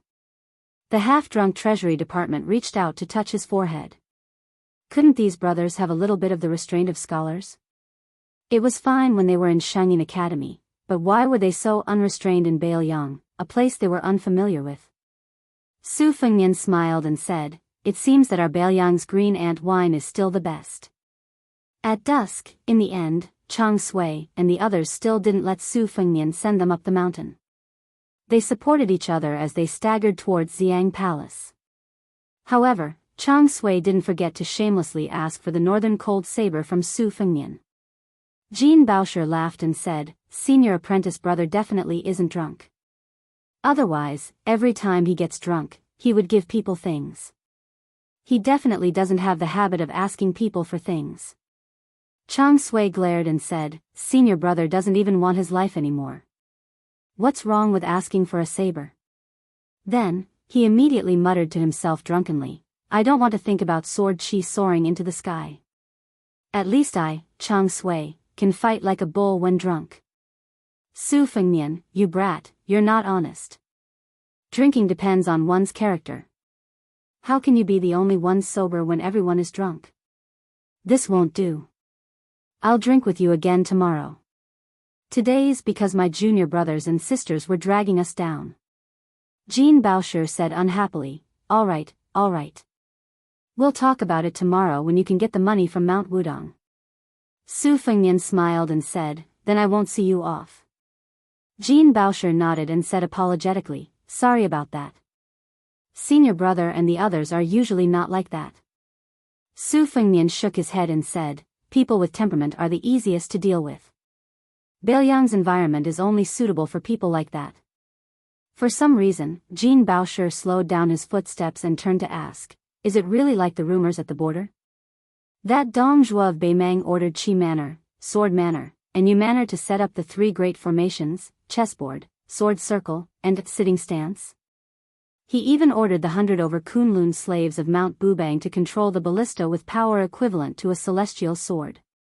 He even used the talisman formation, one-line sky, of Dao's sect and the Dunhuang flying apsaras of the princess's tomb, just to stop you from breaking the formation and advancing 200 steps." Su Fengnian smiled and said, "After hearing what you said, I realized that it sounded very impressive. But actually, when I was breaking through the formation, I didn't think much of it. Moreover, I had dozens of Wu family swordsmen behind me to protect me." Jean Baosher whispered, "I see. Su Fengnian smiled and didn't say anything. The woman turned around gently and said with a light voice, "Look at yourself, look at your family, look at your hometown, look at your country, and look at the world. Look at everything one by one, leisurely and carefree." Su Fengnian frowned and fell into deep thought. As dusk approached, Su Fengnian returned to the front of the straw hut and cleaned up the mess. He moved the tables and chairs back into the house and then went to the back of the house to look at the vegetable garden. After squatting in front of the house for a while, he returned to the house and lit an oil lamp. He casually picked a martial arts manual that he had taken from the armory back then and slowly flipped through it. Late at night, Su Fengnian put down the book and walked out of the house. In the eyes of Tantai Pingjing and the other Qi refinement warriors, Great Peace City was rich with the aura of the king. Xiangfan City was eerie with the aura of ghosts. Gangnam-do was elegant and bleak. Bailiang men couldn't compose frontier poems. Bailiang women also didn't have such grievances. Death was death. Su Fengnian looked up at the night sky. A general success was built on 10,000 corpses. What Su Shao owed to Chun Xiu, I'll repay. Su Shao spent his entire life in the military. As a general, he could only kill people. There was no right or wrong. But no matter how many people he killed in the Central Plains, I, as his son, had to save that many people. And what I, Su Fengnian, owe the 300,000 cavalrymen and Bailiang citizens, I might not be able to repay in this lifetime. Chapter 1530. A huge fleet of carriages entered Bailiang's Yuzhou from Huainan's River Prefecture and headed straight for Wudang Mountain. The fleet was escorted by the imperial guards who had dazzling golden threads wrapped around their scabbards. There were also nearly 20 inner palace experts who had copper-embroidered fish pouches around their waists. Behind this group of carriages, there was another group of luxurious carriages following far behind. The coachmen driving the carriages were, without exception, top-notch martial artists with long Qi auras. It was the time when Liang destroyed Buddhism and promoted Taoism. In the north and south of the Yangtze River, there were new Taoist temples rising from the ground in all the geographical centers and spiritual mountains. The sound of immortal music resounded throughout the Central Plains. Among them, Xingyang Temple in Great Peace City was built like a forbidden palace. There were statues of the 5 emperors, including ancestor Taizong of Liang. They were placed on both sides of the statues of the Taoist saints according to the ancient order of Lijiao and Mu. They took the materials from the iridescent cloud pavilion of the imperial palace and used them to build the gate of Xingyang Temple. They broke the inner palace's sweet spring hall and used it to build the hall of Laojun. The projection wall of the temple was painted with a grand system of 36 heavenly caves and 72 blessed lands of Taoism. For a time, Xingyang Temple became the head of all the Taoist temples in the world. The head of the temple, Wu Lingsu, was the Taoist who personally sealed the gate of the 2 Zen temples. She was now worthy of being the head of the northern Taoist temple. Therefore, there was a saying in the world, Xingyang Temple in the capital, ancestral court in the north and south.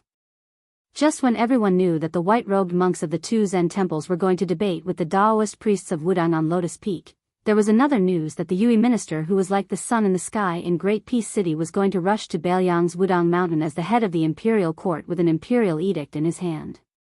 He was going to confer the title of Wudang's supreme leader, Huang Manshan, as a void-pierce master.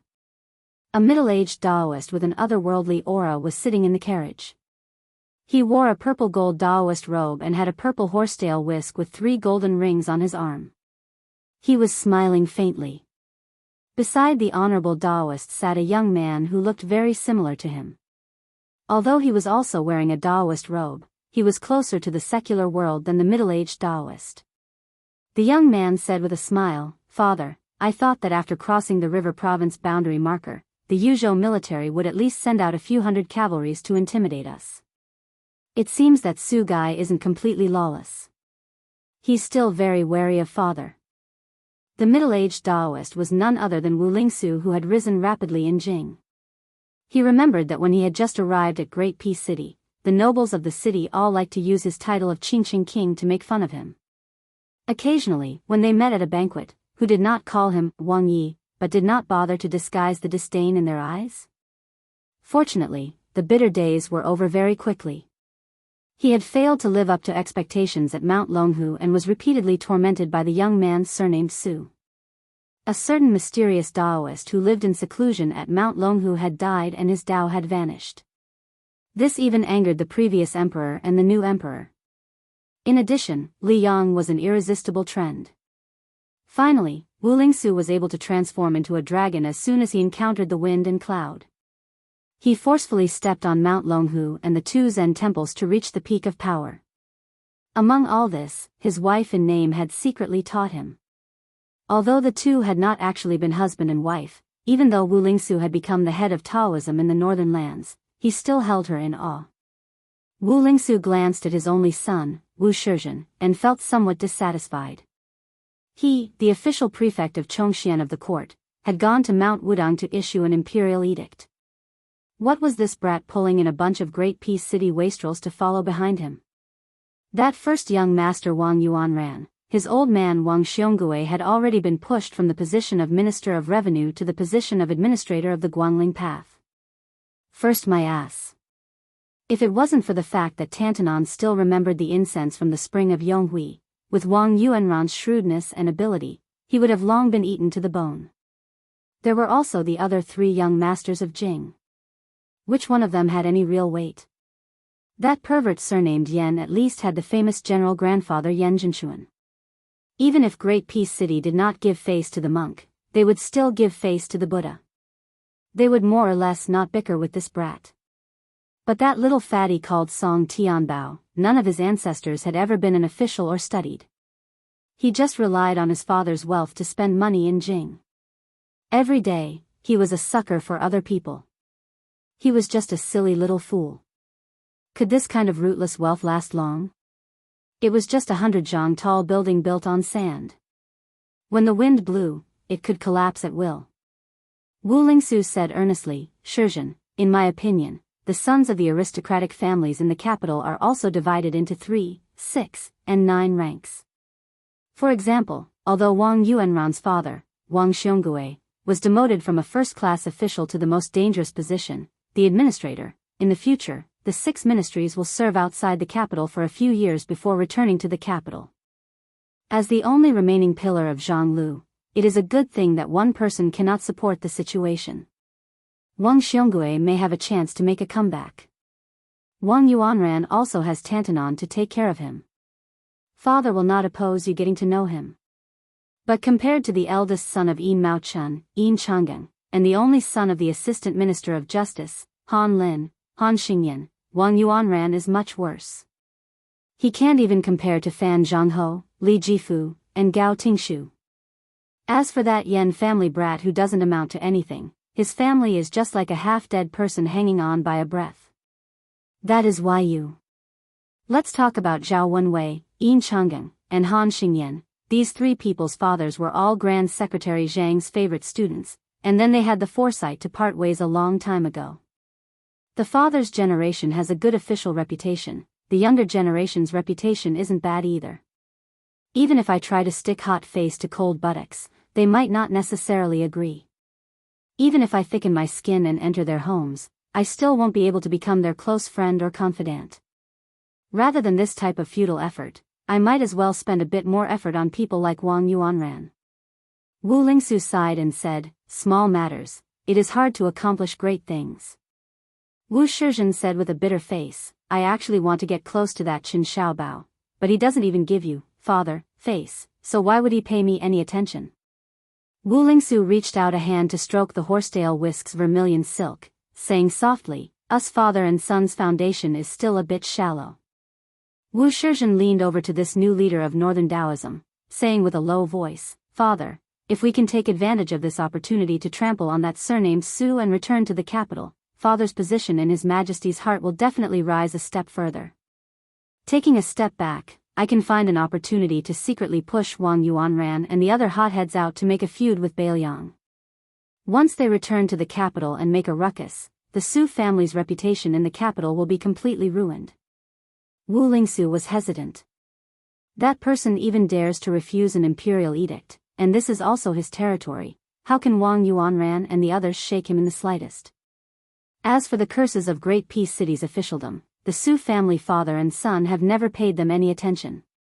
Be careful not to smash your own foot with a rock. Bailiang's whisk water room spies can fight with Liang's Zhao Go for many years without being at a disadvantage. They cannot be underestimated. Wang Yuanran and the others can't accomplish anything. I don't think they will succeed. Wu Shizhen said with a smile, I don't expect that Su person to be hurt. It's also good to disgust him. Wu Shizhen remembered the scene of him being humiliated by that peer at Mount Qingcheng. His tone was dark as he said, even if Su person has some information that he can use against him, would he really dare to kill over such a small matter?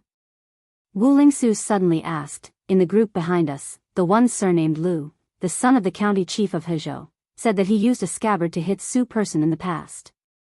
Is that true? Wu Shizhen said with schadenfreude, it's most likely true. According to what Lu Qingfeng said, Su Fengnian was traveling the Jianghu with an old servant. They passed by Hezhou and had a conflict on the street. In the end, he used the scabbard of a cold blade to smash Su Fengnian's forehead.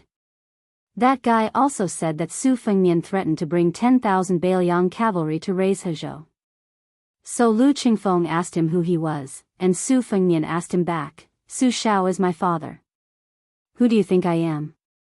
Lu Qingfeng, of course, did not believe him. After hitting Su Fengnian with the scabbard, he simply pulled out his blade and chased after him for half a street. Last year, I heard from the storytellers in the restaurants in the county that Su Fengnian was His Royal Highness. He really did travel the Jianghu with an old servant, by long. He was scared to death.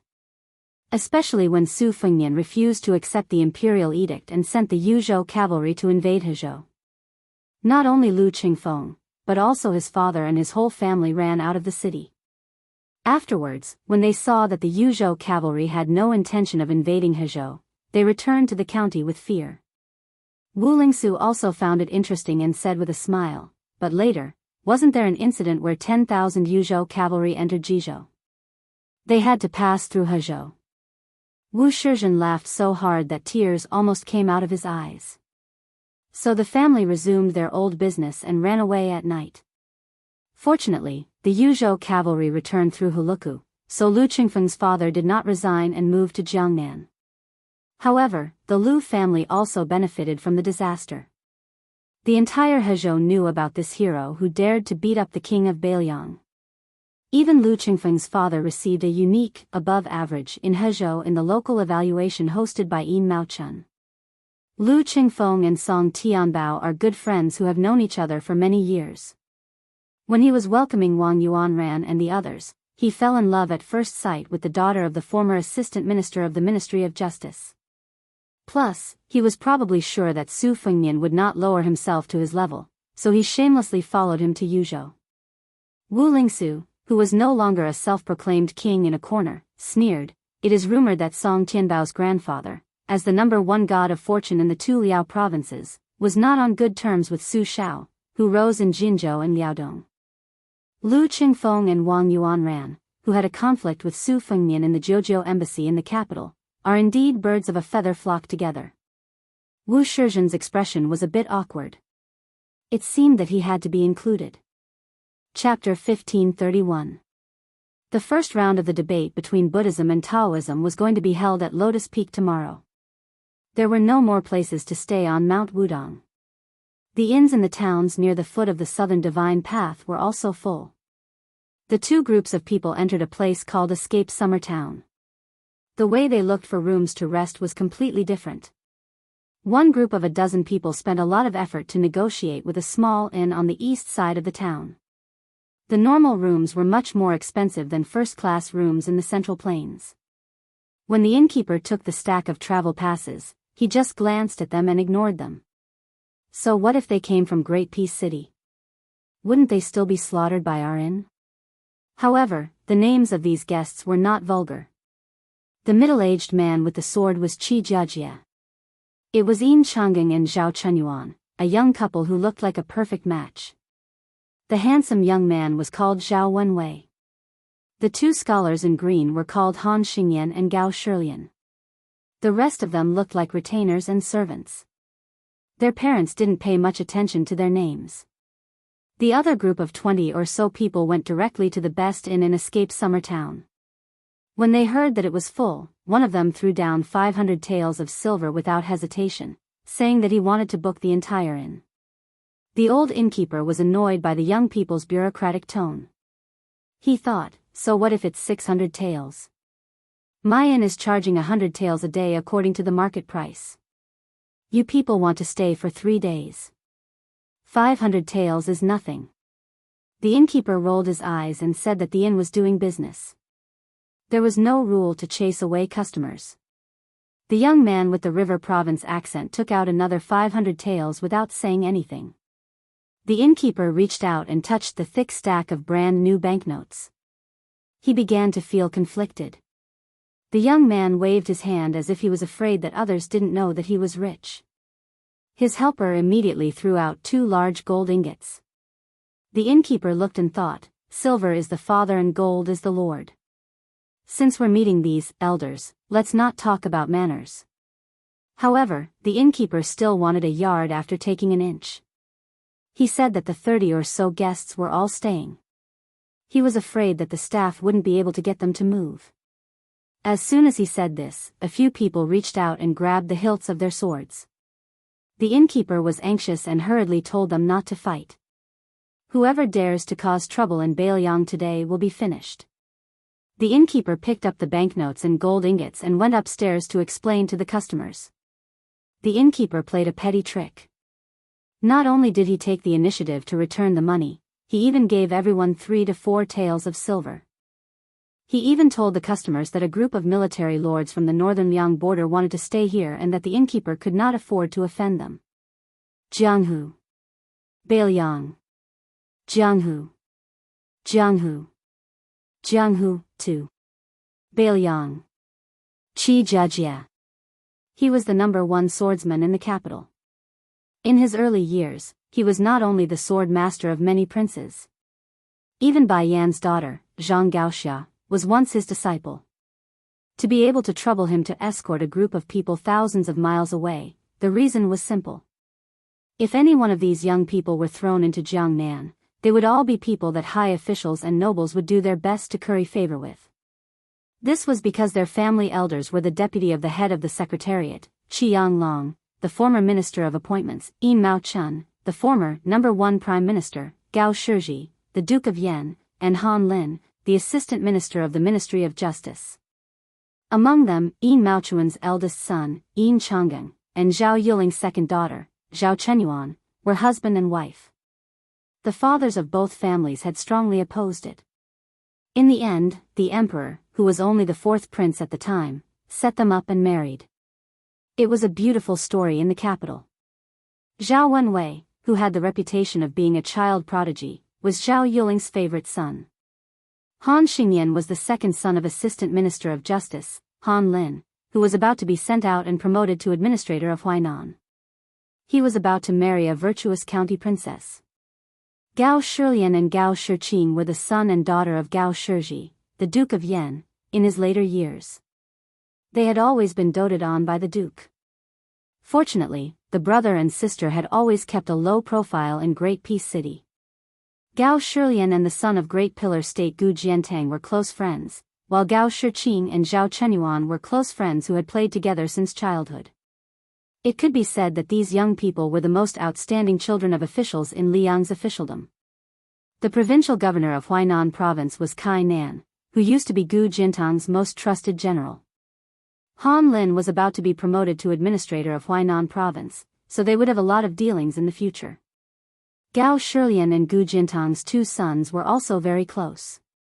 There were many things that the big shots could not sit at the same table and talk cheerfully, and it was even impossible for them to have a tacit understanding. However, if a junior who did not see the big picture came forward, it would be much smoother. At this time, they were all gathered in Yin Changging's room. The window just so happened to be facing the street. Han Xingyan stood at the window and looked at the Bailiang cavalry slowly passing by on the street. He smiled and said, "Just by watching a leaf fall, you can tell that the Bailiang frontier army is really terrifying. Gao Shiqing joked, "Oh, now that you're the son of a second-rank administrator, your guts have grown by quite a bit. You even dare to say good things about Bailiang?" Han Lin raised both his hands, indicating that he was willing to be beaten and scolded. Gao Shilian could not help but feel indignant for Han Lin. He stared and said, "You talk without thinking, how can you marry?" Gao Shiqing glared back at him and said, "Shut up." Gao Shilian muttered his catchphrase in a low voice, "Having a sister like this, I'm really out of luck." Gao Shiqing, who yearned for chivalry the most, fiercely pressed down on the hilt of his sword and threatened, "Are you looking for a beating?" Enchanting, who was the oldest and the most mature in the group, said helplessly, "You can drink tea, but if you want to quarrel, go outside." Zhao Chenyuan, who was brewing tea, waved at Gao Shiqing. Zhao Wenwei, who was still a teenager, asked with a laugh, "Brother-in-law, why did Wang Yuanran and the others arrive at the foot of Mount Wudong before the Wu family's master Daoist?" Yin Changing softly revealed the secret. Master Wu deliberately slowed down his pace and waited until the last day of the Lotus Peak debate before ascending the mountain to issue the imperial edict. The reason why he was in such a hurry before was because he was afraid that the Yuzhou army would come out to obstruct him, so he missed the best opportunity. Since the Yuzhou army has not made any moves, he can take it easy. The